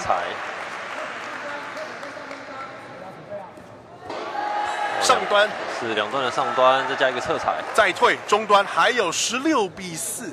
刚才画面分数先跳，不过现在在比数上的话要做个纠正了。15比4，11分差。正拳这一下，但是直接迫使对手随后形成了出界。16比4，在刚才的话，12分的差距是让他拿下了第2回合，局数比2比0。这是一个横扫局。黄义轩来自平镇高中选手，在去年的全中运银牌得主。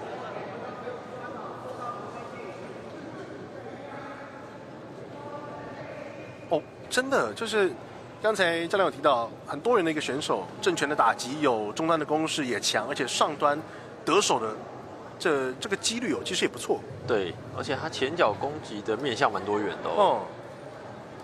我们从刚才这个后面的画面看，其实就蛮清楚的。是，变化性相当不错。但是也要给予红方的对手鼓励哦，赵子强在刚才赛事来到第2回合，面对首局丢射情况，至少在这个拼劲以及拼战精神上面的话，打的是相当精彩哦。对。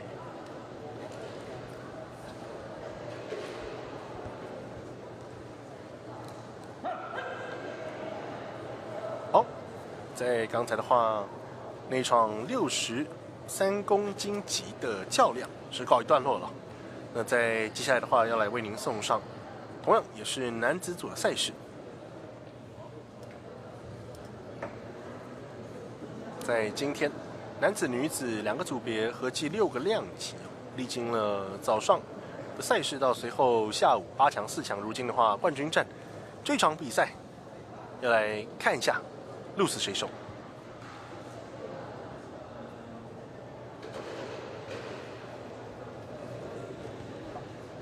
好，同样是冠军战独有的场边选手介绍环节，我们来听一下。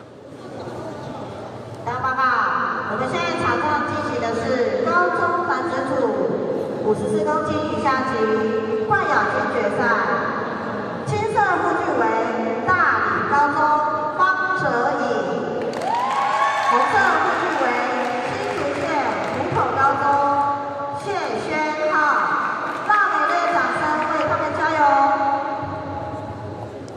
好，看到在这场男子组的赛事较量，2位选手来到场上。左边青方大理高中方哲颖对上右边红方湖口高中谢轩浩，高中男子组54公斤级的赛事。前面一个量级63，现在的话往下降来到了是54。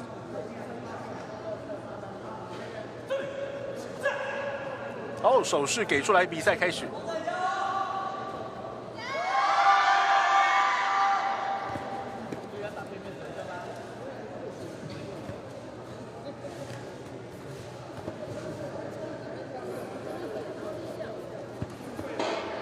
哦，中端先得分，红方。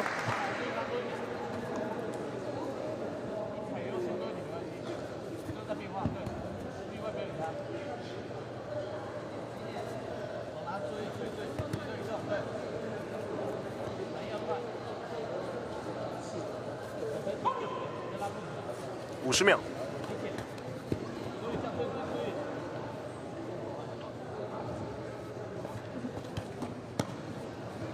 闪过。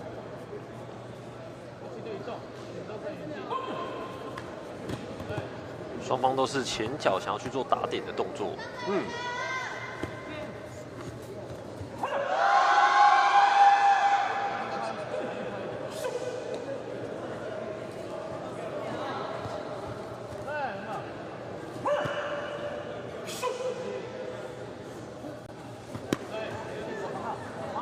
打退，站回来，没有问题。倒数15秒，2-0领先的是红方的谢轩浩。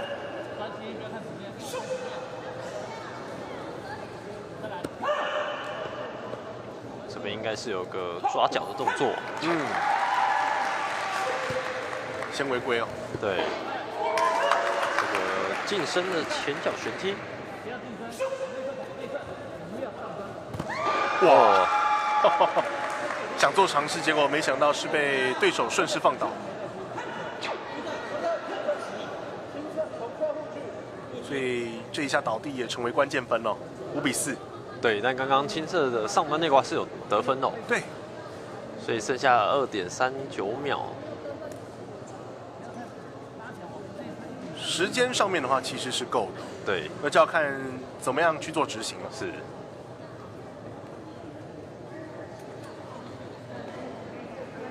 好，调整完毕，5-4，这一下补上，哇！但是最终7-4拿下首局的是红方湖口高中的谢轩浩啊。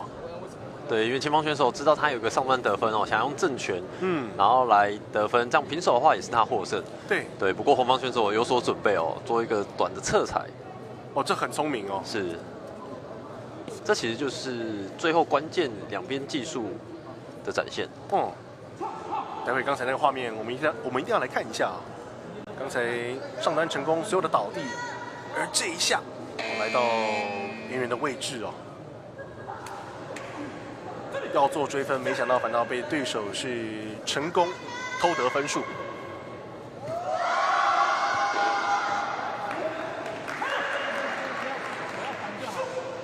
第二回合率先开胡的也是红方的谢轩浩。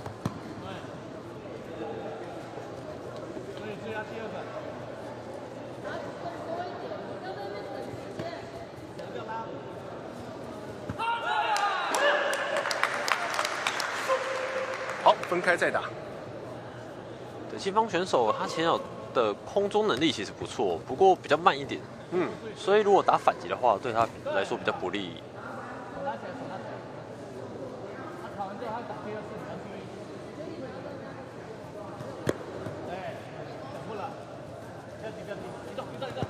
一半时间过去，第二回合。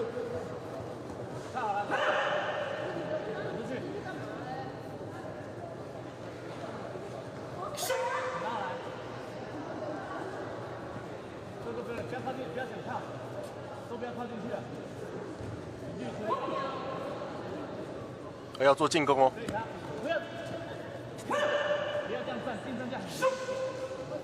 对，红方的教练一直提醒选手，距离不要给太近。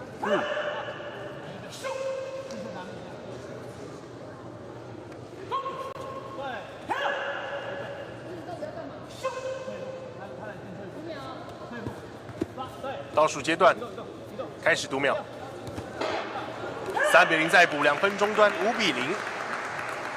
对，这个策略很明显哦，就是距离拉开再去做攻击哦。对，有一个中段的下压。形式上是被逼退，但是得分的手段不错。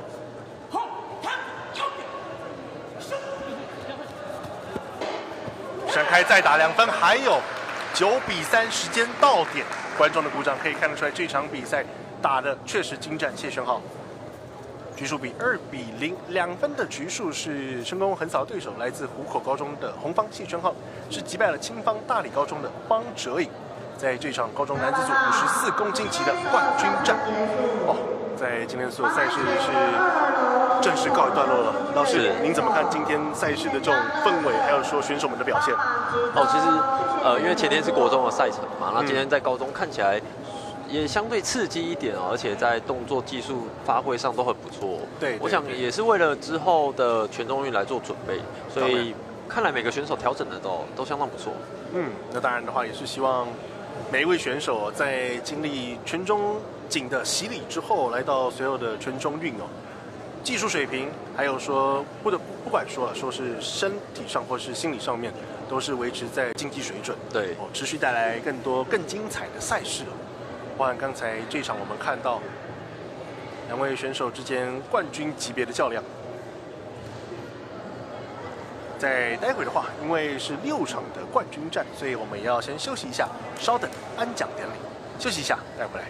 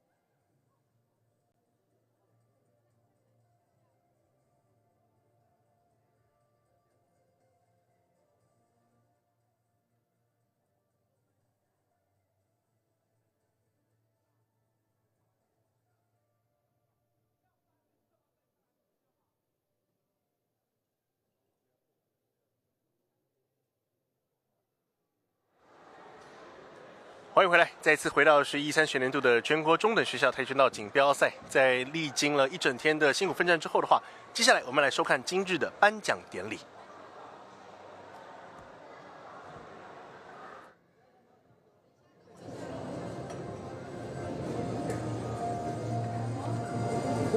我们请台南市跆拳道委员会王志昭总干事为我们颁奖。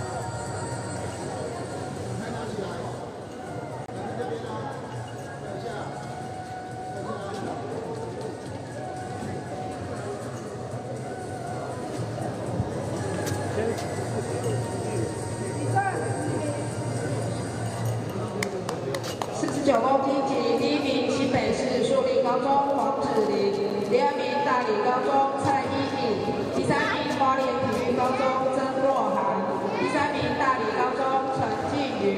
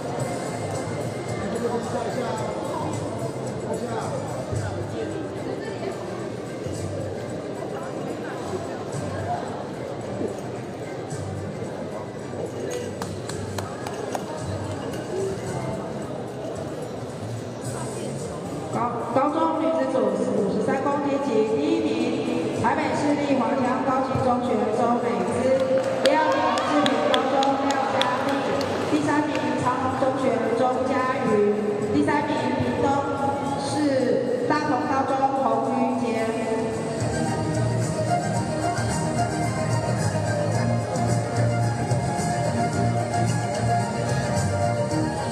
我们请大会竞赛管理委员罗佩丽罗教练为我们颁奖。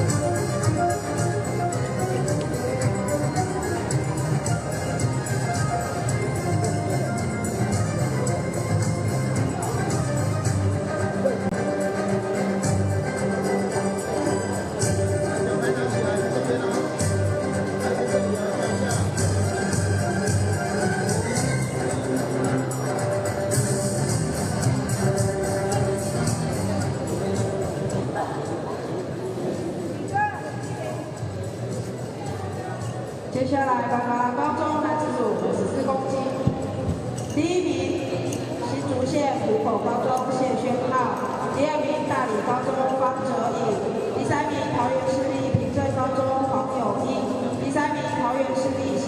高中王叶国成。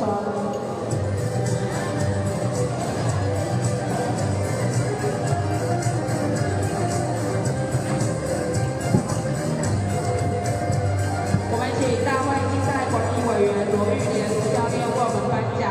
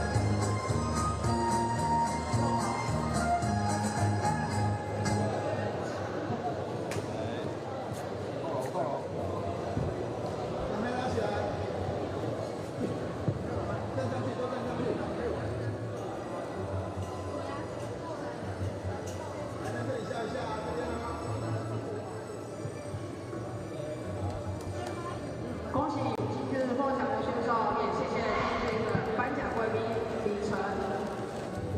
欢迎回来，全国中等学校跆拳道锦标赛在这一届为您转播3天赛程是先告一个段落了。当然，明天的话还是有持续对打赛事要来进行。那当然的话，有兴趣的观众朋友也可以来到现场为选手们加油。那在今天的话，3个量级分别在2个小组当中，合计6个量级赛事是正式告一段落，也分出了冠亚军辛苦每位选手以及教练和家长们了。那当然，现场工作人员和裁判也都非常辛苦。当然的话，在这一次赛事非常感谢教育部体育署的赞助以及支持，让跆拳道赛事在台湾能够持续发光发热，向上推进。而身后的 B Rose 运动能量乳清蛋白鸡蛋补给饮料也为这次的选手加油打气。